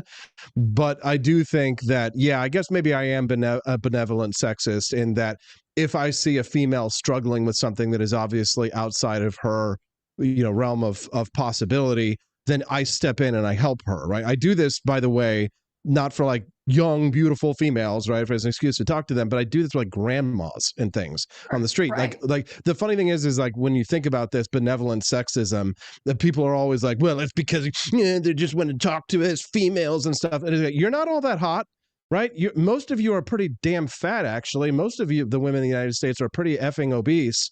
And are not really all that attractive. So you probably are lucky if a man steps in to help you to do something these days, because of all the fears of what he could be accused of. Sure. But at the end of the day, most females aren't really all that attractive. It just happens that we're so desperate that we find many of you attractive. But at the end of the day, many of you are crones and trying to cross the street with your groceries. And if a young man steps up to help you or help you get your groceries in the car, women like that tend to be very grateful. But there's a very loud, vocal, powerful minority of girl boss bitches who want to sell everything we have down the river, Camellia. And we're going to use this to transition into the next topic, the chivalrous men and the lecherous chivalrous men. We'll get to that in just a moment.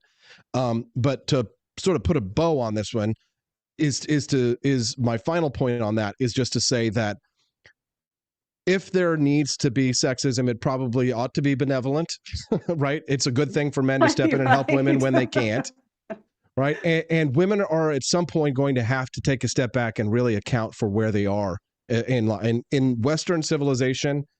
The first world problems that they have, I don't know what the slap to the face of reality, metaphorically speaking, is, but it's coming, right? Because they're all creating the soft men that are giving us the hard times, are they not? For sure. And the thing is like consequences are going to come back to bite you eventually. I mean, the cycle of life, things are, it's like a wave, right? There will be, everything turns around. Sorry, my cat is like rampaging in the background. If It's you can okay. hear that. Cat lady. Right. Oh, Lord. But the reality is it's a denial of our basic human composition, our genetics, to think that the norm is that men and women have different strengths and weaknesses. And when you talk about men, helping women out in public, I mean, common courtesies, this is also like basic human common courtesy, like where we exist in a society together in a way that is beneficial for everyone. And, one of the things, this just made me think of this, our current lieutenant governor, who has just won the Republican primary for governor, will be our next governor. One of the things that he said when he talked about when he grew up with a single mother and a really rough childhood, but all of the things that his mother taught him, one of the things he said that she taught him was that you also need to be able to accept help graciously. And I think that applies to everyone because we are all in positions at some point of needing help in our lives.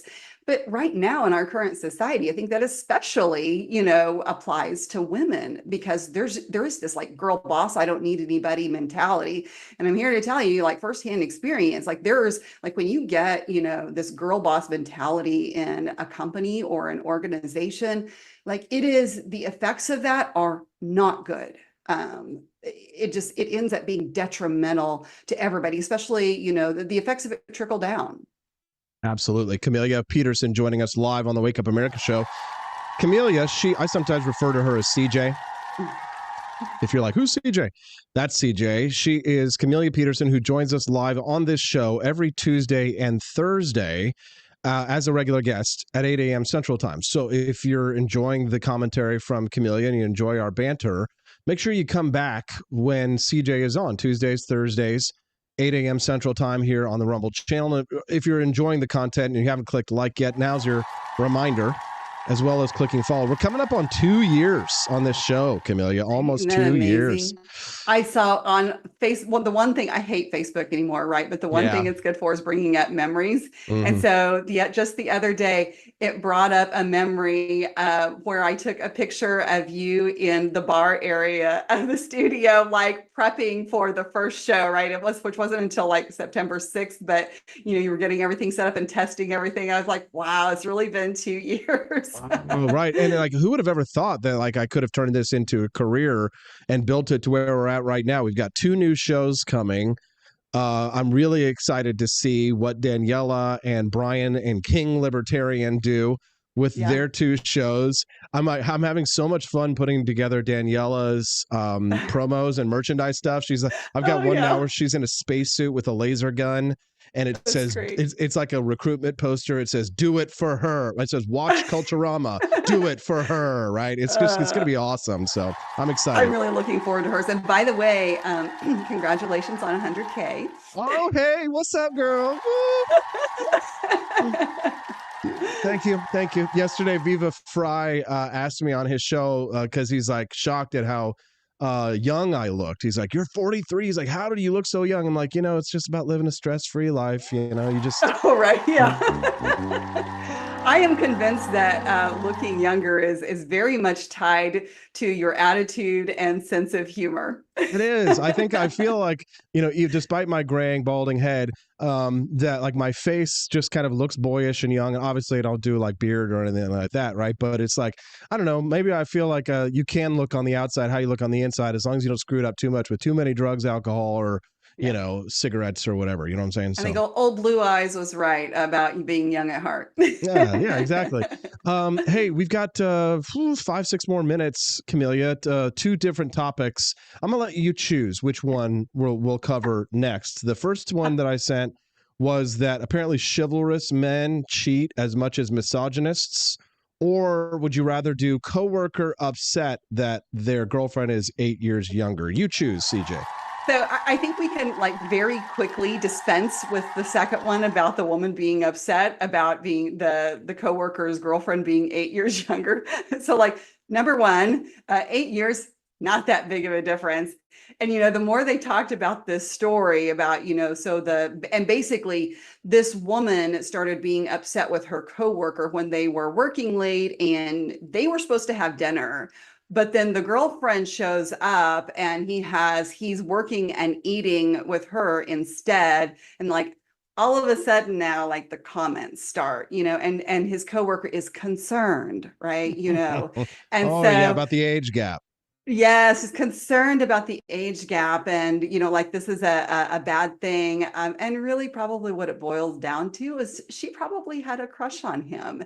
And and I think people like this, like make it like it's this bigger. I think the vast majority. I think it is a bigger thing, Camellia. That's why I put it in there, and I'll tell you why. Because this act of sabotage, relationship sabotage, and personal sabotage is very common for women to use as weapons, not only against men who they say are, you know, lecherous for going after these younger women, but also against other women to prevent the younger women from being the competition to the mates that they obviously want to have. That is a bigger issue. And it's a big issue in society because we're like #MeToo, we're destroying people's lives on accusations and on completely normal and healthy. We're pathologizing healthy relationships between 2 adults.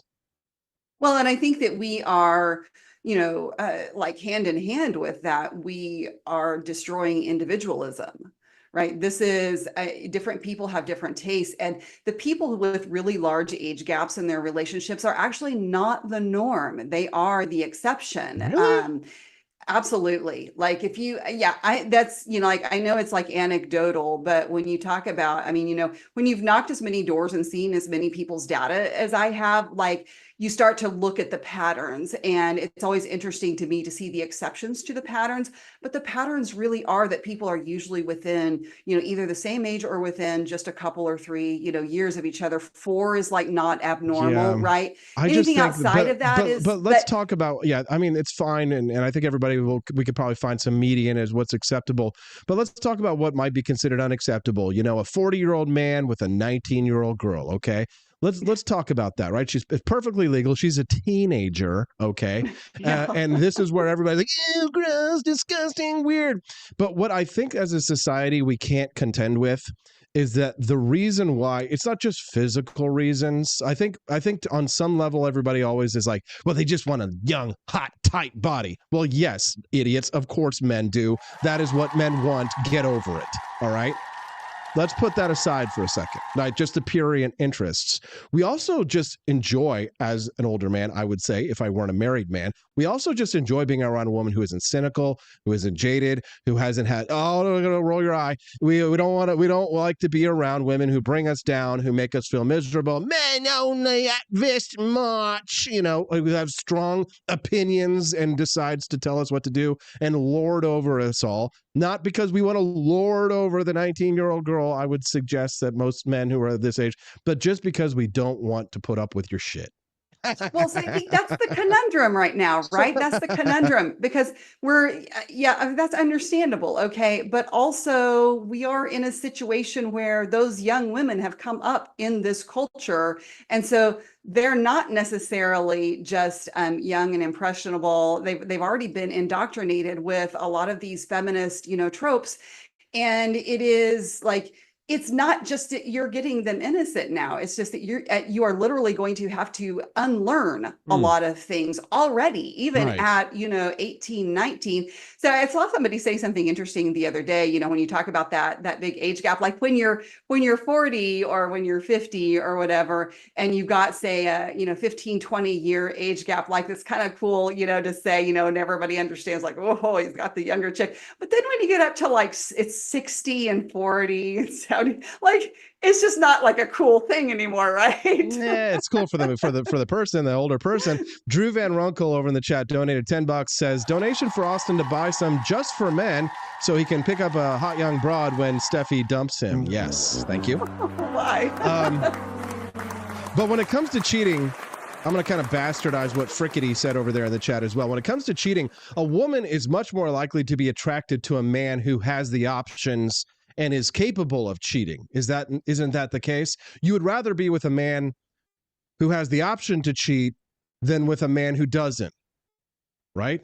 Sure, because I think it's an indicator of some universal things that every woman wants, which are a man who demonstrates the ability to provide and, protect.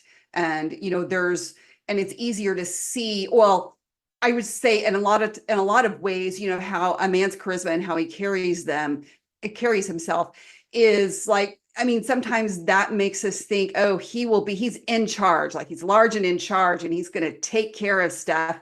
Unfortunately, sometimes there are men who are that way that are literally not in charge of their finances, right? So they're not going to be good providers. So when we talk about the whole credit score conversation, talking about finances, that's a good idea. But at the same time, that article you're talking about talked about this benevolent sexism and these men who are more chivalrous, and that basically there's no difference in the amount of cheating that macho men do versus, the benevolent sexists, So I think it probably speaks to something that is a commonality across men, regardless of their personality traits, in terms of the very biological differences between men and women and sex drive and those sort of things, how we operate. But it also, somebody who is more chivalrous is also probably in many ways more passive aggressive. That's not going to make them less likely to cheat. In fact, I would think in a lot of ways it may make them more likely to cheat because they're not going to deal with the conflicts within their own relationship. If I were a single man, yivel-deevel-divel-yivel-deevel-deedle-diddle-dum, all day long I'd bitty-bitty-bum, yivel-deevel-divel-divel-dum. Camellia Peterson, you rock. Thank you. Did we make Camellia blush a little bit? All right. Hope you have a wonderful day, CJ. We'll see you on Thursday, okay? See ya. Thanks so much. That's always fun. Camellia. Hey. Do not come. Do not come. I'm going to come. Yeah.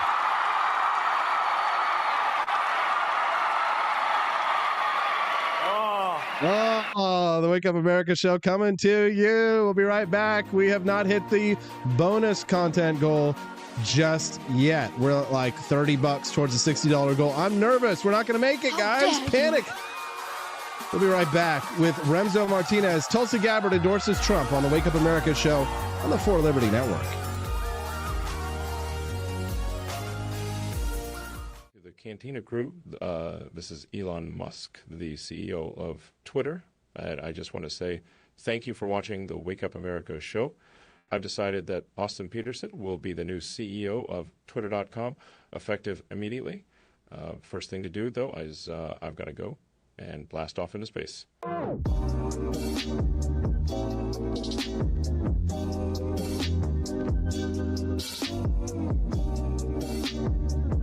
If there wasn't going to be somebody who was a fiery champion of liberty, somebody who would get out there and who would be aggressive, and if they wouldn't do it with more fire or passion than I had, then I would go and I would fight this battle for us. I've fought for the principles that we all share. Parties tend to be secondary to me. We're here because we believe in the principles of liberty. I am not a perfect messenger, but I think I'm a damn good one. This is a replica of our first president's flintlock pistol. You have my full support, my respect, and my gun.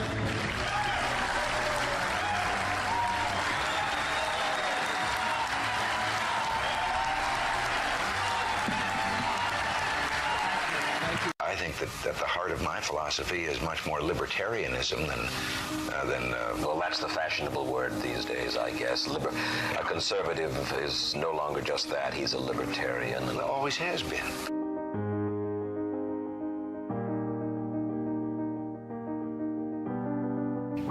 Yet any time you and I question the schemes of the do-gooders, we're denounced as being against their humanitarian goals. They say we're always against things, we're never for anything.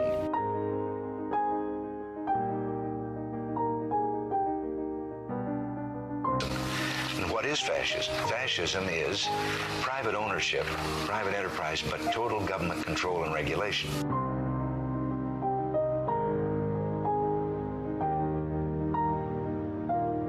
Well, the trouble with our liberal friends is not that they're ignorant. It's just that they know so much that isn't so.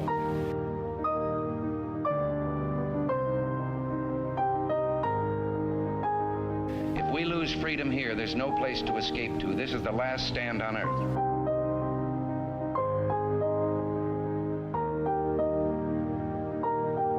This is the issue of this election. Whether we believe in our capacity for self-government or whether we abandon the American Revolution and confess that a little intellectual elite in a far distant capital can plan our lives for us better than we can plan them ourselves.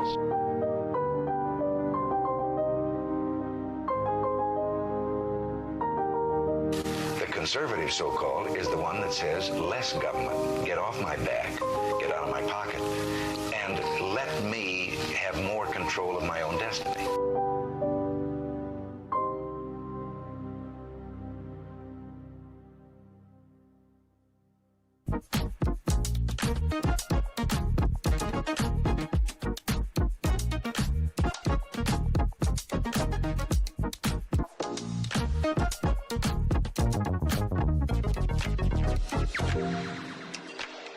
What would happen if I had to pick up the phone, call 911 for one of my family members or one of my neighbors? What would I do if no one was on the other end to respond? What if there was no 911? So you can be a part of the solution. Anybody can be a firefighter. Male, female, younger, older. We have school teachers. We have leaders in business. Is me, you, anyone that wants to be. There is no typical firefighter. Do you hate the deep state? Do you reject the Antichrist in all his ways? Do you believe that aliens controlled LBJ to assassinate John F. Kennedy? Did you know that the shot can put chemicals in you that will make you more sensitive to 5G? Do you love America? Do you want more freedom? Do you like smoking hot red-headed libertarians? Then the AP for Liberty shop is for you! Check out all the awesome new merch and have a happy new year! Fight the deep state, reject the Antichrist. Visit AP for Liberty shop and get your patriotic merchandise now, or the deep state wins.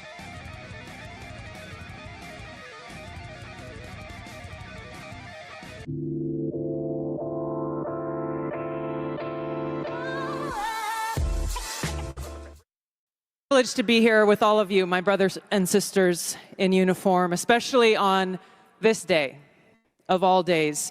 I had the privilege of joining President Trump this morning at Arlington Cemetery, where he joined two Gold Star families and loved ones of Staff Sergeant Hoover and Sergeant G, both of whom were two of the 13 killed in the Abbey Gate attack 3 years ago today in Kabul.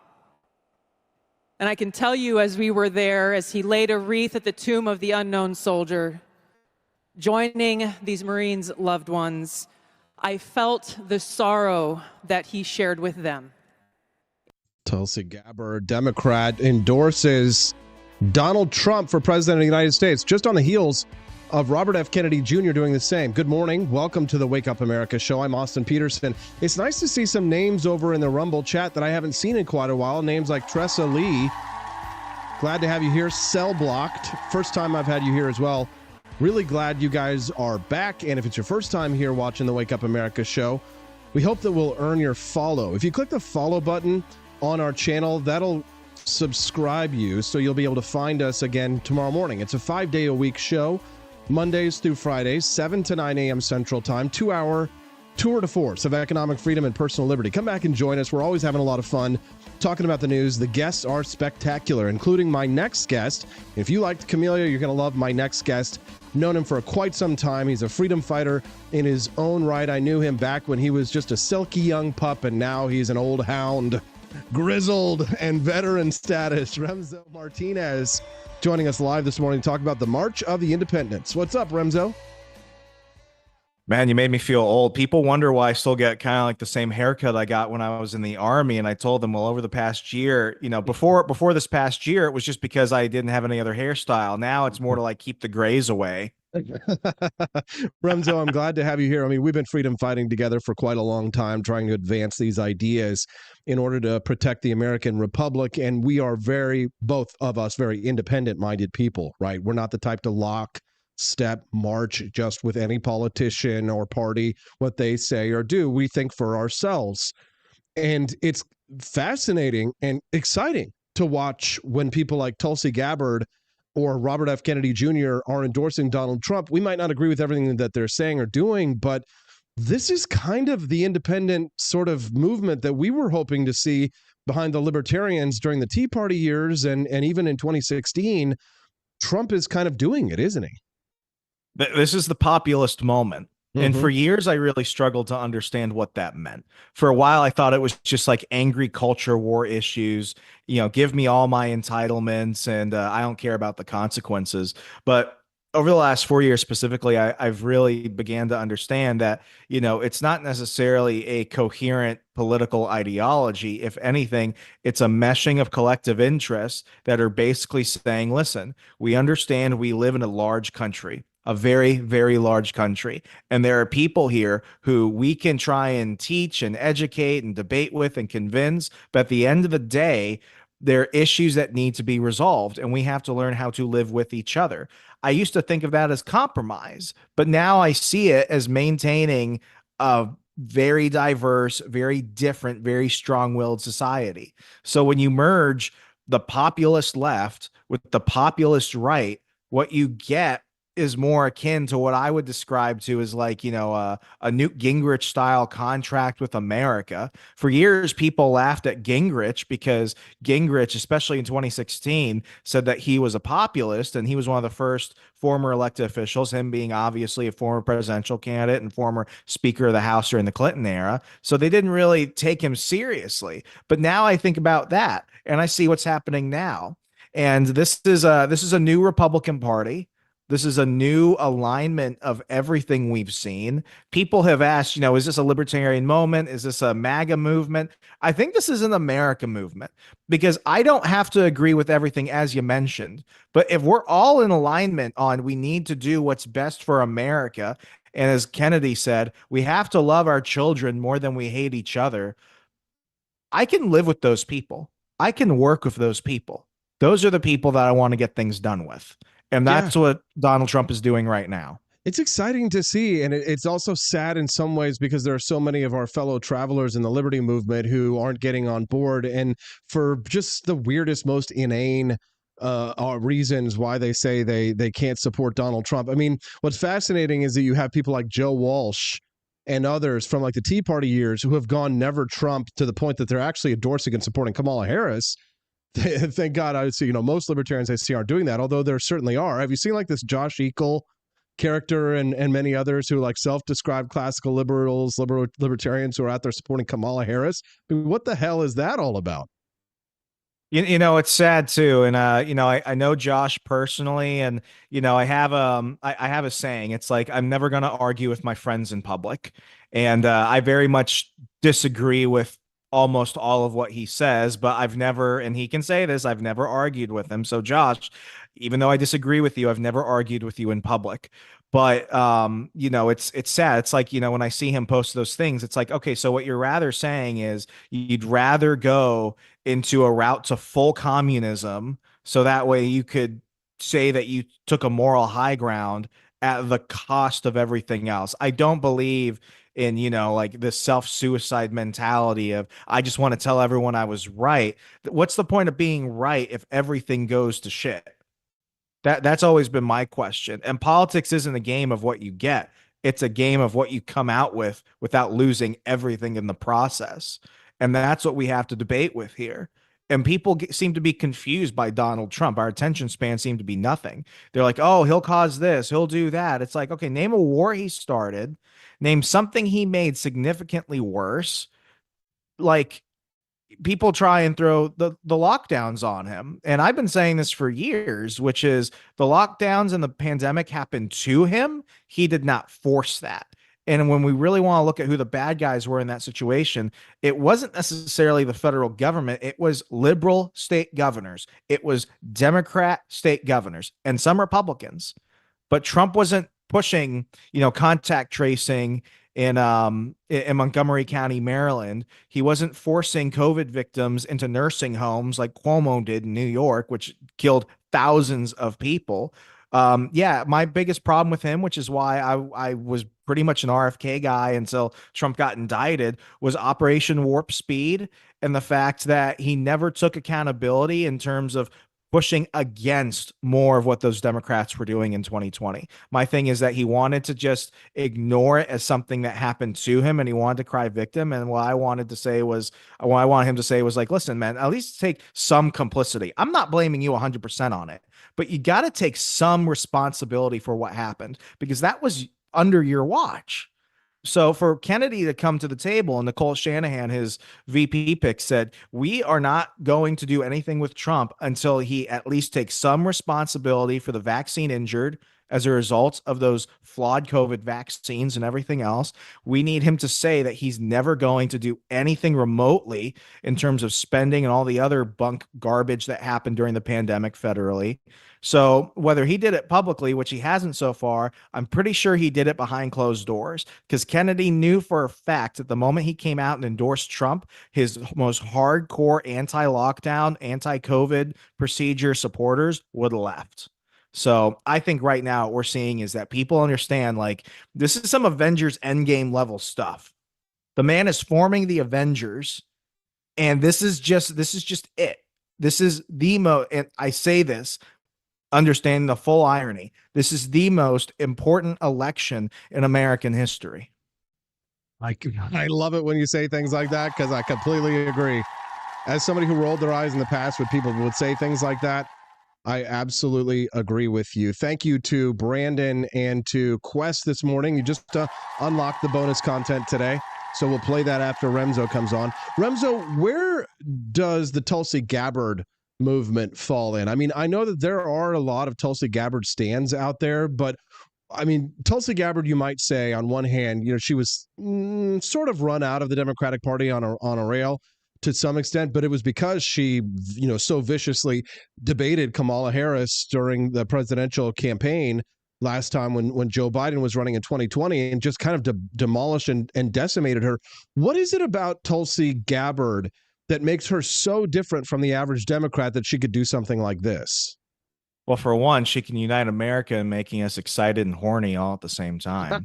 I won't digress. Horny. Tulsi actually has the record from when she was in Congress of actually voting for the things that she said she supported. The good and the bad, depending on how you look at it. When it came to energy stuff, was never really happy. When it came to Second Amendment stuff, was never really happy. But when it came down to civil liberties, criminal justice reform, maximum freedom, when it came to being anti-war, you had no one who was willing to cross over to the other side and stand locked arm with Republicans more so than Tulsi Gabbard. She was one of the only Democrats to co-sponsor a bill that was written by a former boss of mine, former Congressman Tom Garrett from the 5th District of Virginia, called the Don't Sponsor Terrorism Act.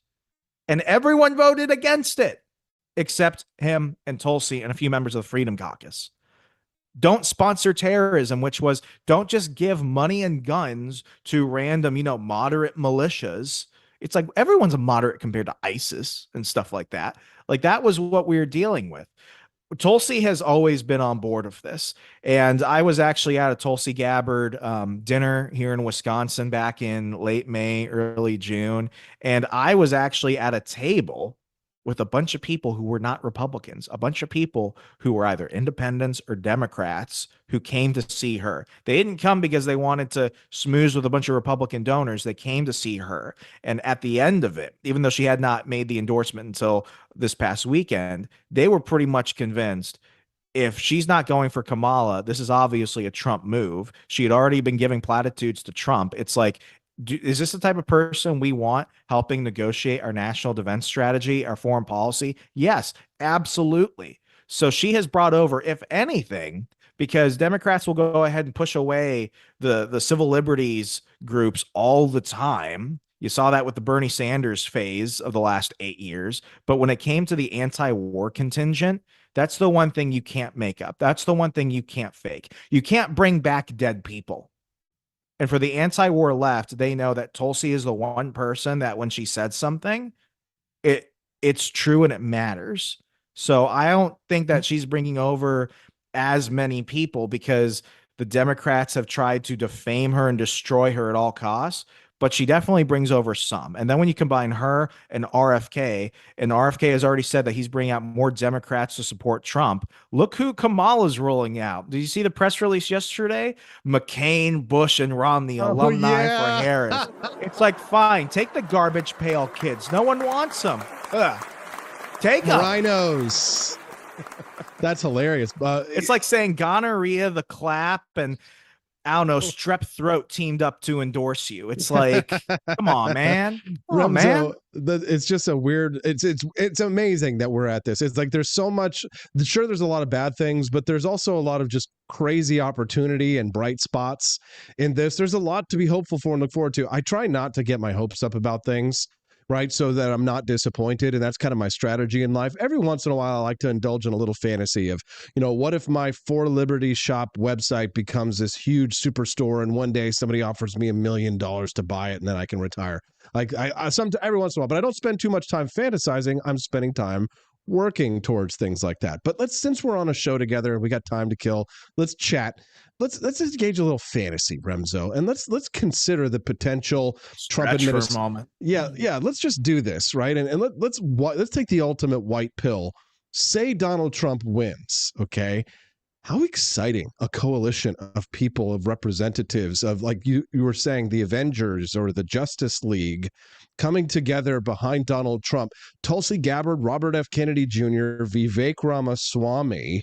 And then you've got maybe he does let's put a little cherry on top of this sundae that we're whipping up right now with a little whipped cream. And he does put a libertarian in the cabinet and actually follows through with the promises that he made at the Libertarian Convention. And he does step in for Ross Ulbricht, for example, and give him time served. I don't know, even, or maybe if not a pardon. And Edward Snowden does come home. I mean, this could be the most transformational event in the American Republic since don't even know what to compare this to without maybe being hyperbolic, but like the kind of realignment that you might see since like Reconstruction. Is that going too far? What do you think? I would say this is the reverse New Deal. Instead of stacking the government with people who are only going to grow the government for the government's sake, we're actually going after people that inherently don't trust it. And it's not a left or right issue. Every time Americans are polled, whether they're Democrats, Republicans, or independents, when they look at the issue of do you trust government, it's almost inherently always no. And this was consistent from Bush through Obama to Trump and especially Biden. More so amongst Republicans, but Democrats don't trust it either, which is always a funny thing, because then you look at approval ratings for their congressmen and those are always high. But when they look at Congress as a whole, it's always low. I think what's happening now is that people just need to know what's going on. People fundamentally have no clue who is running these agencies, what they do, what their budgets look like. I think it was Professor Brett Weinstein, who said there are two deep states. There's like the cabal, like, New World Order stuff, but then there's just the bureaucrats and the officials that stay lingering throughout every administration, who are the people really writing policies and moving the money around. And that bothers a lot of people. it's like in Northern Virginia, people are saying Northern Virginia is a toss-up state. I don't necessarily believe that, because right now, even though you have a mass contingency of Republicans in Fairfax and Prince William County, Virginia, what you also have is the highest concentration of federal employees. And right now, there's only one candidate who is saying that he actually wants to cut budgets, reduce the government.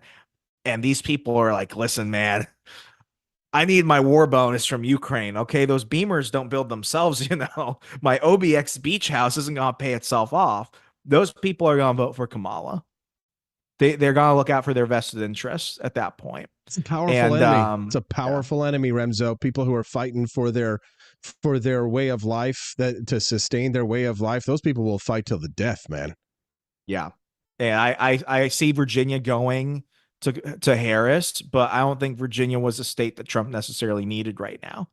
I think what Youngkin is doing, saying that we're going to paper ballots and we're not going to do all this other shenanigans and stuff like that, I think that helps reduce the accusations of potential fraud and abuse, but I don't think that changes the real votes that will be counted. Dang, this is a great conversation, Remzo. And Tressa Lee over in the chat, she's loving it, saying great guest. Quest Fanning says Remzo nailed it on the head. It's not just in the shadows. The deep state are the standard bureaucrats. Yeah, it's going to be interesting if Donald Trump brings in the Avengers. What will they do with them? If Tulsi Gabbard is in a foreign policy role, I think I would be delighted to see something like that. However, Robert F. Kennedy Jr., I'm not so sure. Tucker Carlson asked him, would you be the head of the CIA? And as tempting as that sounds, even Judge Napolitano on my show last week was like, I would still keep I asked him if he was president. He's like, I would still keep the part of the CIA that does spying because that is a legitimate function of national defense. But I would get rid of them toppling governments and things like that. But when I saw that Robert F. Kennedy Jr. leaked that video, maybe not him directly, but still couldn't keep the OPSEC strong enough to prevent that phone call with Trump to leak to the public. Nah, probably not the guy that you want in charge of the spy apparatus. However, it's hard for me to see. Can you imagine him running through the archives of the CIA? I got the file. Yeah, go now. Right? I'll tell you what. Here's what we'll do. We'll let old RFK. I found out today what he's really concerned about, and I think I found a really good job for him in the administration if I were in charge. But we'll give him a 48-hour pass in the CIA archives. We'll get, he'll be the first one to go to the JFK files, get all of the JFK files. He'll declassify those, see what happened to his uncle, right? Give it, find the aliens, do whatever he can. 48 hours in the archives, and then that's it. Then he's got to get him out, lock him out. Okay. And that's it. See how much damage you can do. It's like shopping, those old shopping shows where you give him a shopping cart and stuff, and you had we got to give him one Scaramucci at least, which is the equivalent of 2 weeks. Okay. Oh, okay. Well, 2 weeks. I don't know about that. They could do a lot of damage to national security in 2 weeks. But here's the thing. I saw this morning that somebody had posted a chemtrail video, and RFK Jr. had responded to it that we need to fight this like crazy, the chemtrails. So you know what? I think that Trump should put RFK in charge of a commission and devote full-time Robert F. Kennedy Jr. when he is working for Donald Trump as head of discovering what's going on with chemtrails, and that should be his job. What do you guys say? Head of chemtrail investigations. And they could send him out and do like little documentaries and stuff like that where he's like pointing at the sky and taking pictures and being important looking and all that kind of stuff. Just keep him away from the Department of Environmental Protection, and keep him away from anything like economics where he might, or guns, because he wants to take our guns, grow the size of government, and have corporations be more regulated when it comes to environmental protection. So chemtrails it is. What do you say? I think everyone is so focused on the stuff that has to get appointed, like the secretary positions and stuff like that. Mm-hmm. I think, and Kennedy even brought this up on Tucker last night, you have to look at the odds of obstruction from both the neocons and the Democrats. So it's like, do we really want to push these people into positions that they might not get? I've been saying since the LNC earlier in the summer that we got to look at the stuff that Trump can appoint day one, no one argues with. And these are not always the sexy positions, but these are the ones where you can make infinite damage. And I've been saying this since day one. You want to reduce the federal government, you go after the workforce. I would say that he should go ahead and appoint Cliff Maloney Jr. to Director of Office of Personnel Development. OPM, personnel management, Office of Personnel Management. He would go in right there with a business mentality and slash so many GS-13s, all these people who are just lounging around waiting for their pensions and everything. Federal workforce, Cliff Maloney, OPM. For Tulsi Gabbard, I would say not Secretary of Defense. I would say National Security Advisor. Put her in the meetings, have her right there. So, and the list goes on. I mean, I would say that the one person definitely is give Angela McArdle press secretary. If anyone's earned that, if anyone has shown they can deal with that, put Angela McArdle press secretary. See, she can win and say, hey, we got a libertarian appointed. It happens to be me. I would like that. But yeah, no, I mean, there's definitely the big positions, but like you got to go where you can have maximum efficiency, the immediate directorships that don't have to go through the Senate. We love it. Damage. Yes, Remzo says, look, it's Liz. Rare Camellia says he can still run the CIA Chemtrail Investigation Agency. There you go. Remzo, anything else you want to share or plug before we let you go? So help me God. Register to vote, people. Register to vote. Register to vote. Remzo Martinez, we appreciate you, buddy. Follow him at X since he won't promote himself. At Hey Remzo. I've known Remzo a long time. He's a freedom fighter. He's definitely one of us. And he will be in heaven where his reward shall be built up. Thank you, Remzo. Thank you, Austin. Take care. See you later. Remzo Martinez, everybody. Great guest, right? Good stuff. Are we having fun on the Wake Up America show? Don't you boo me. I've seen what makes you cheer. What, you're sad because the show's over? Aren't you sad about that, huh? Oh, God! No! Well, don't panic, guys. No! There's more show to go. Yes, you're going to get the bonus content, and it's good stuff. And then we get to see you tomorrow morning on the Wake Up America show where everything's fun, everything's weird. The shirts are silly, but the show itself and the interviews are serious. Silly shirts, serious coverage. Mighty Megatron enjoyed it. Brandon Meyer enjoyed it. Quest Fanning enjoyed it. Thanks for the coffee buys, by the way, guys. Thank you. All the purchases at forlibertyshop.com go to help me to spread the ideas of economic freedom and personal liberty. They also help me to do wonderful things like make little redhead libertarian babies, which I did. I made a beautiful little redhead libertarian baby, and she joins us on the shows on Fridays, Freedom Family Friday. There's 5 awesome reasons to watch the Wake Up America show every day, Mondays through Fridays, 7 to 9 a.m. Central Time. We'll see you guys right back here tomorrow. Same time, new guests, more fun, lots of flavor. Judge Napolitano with his legal views on the news of the day. The Wake Up America show thanks you. My mother thanks you. My father thanks you. My brother thanks you. My sister thanks you. My mother thanks you. My sister thanks you. Already said that one.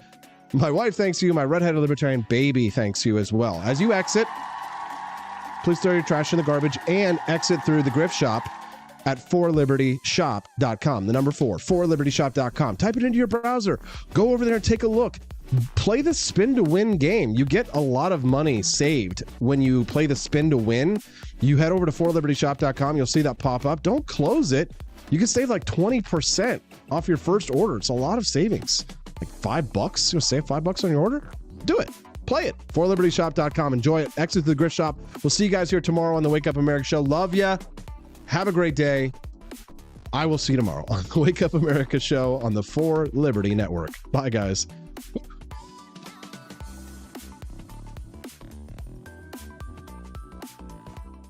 Mysteriously bad in space and more appealing could inform the way astronauts' diets are designed. There are potential uses for the findings back on Earth, too. This study could help personalize people's diets in socially isolated situations, including in nursing homes, and improve their nutritional intake, Lowe says. Want an engaging website to boost your business? You're just a click away from 5-star Fiverr talent. hundreds of freelancer skills like web design. Head to Fiverr.com today and get something started. American conservatism is distinct, like America is distinct from the United Kingdom. American conservatism's roots comes out of the Wild West, out of pioneerism. The difference between American conservatives and European conservatives is that Americans are cowboys. We are that God, guns, gold, and girls. It's wild here. And we should stay that way. We shouldn't allow a European version of conservatism to come and infect us here. We like it wide open spaces here, you know, deep in the heart of Texas and all that.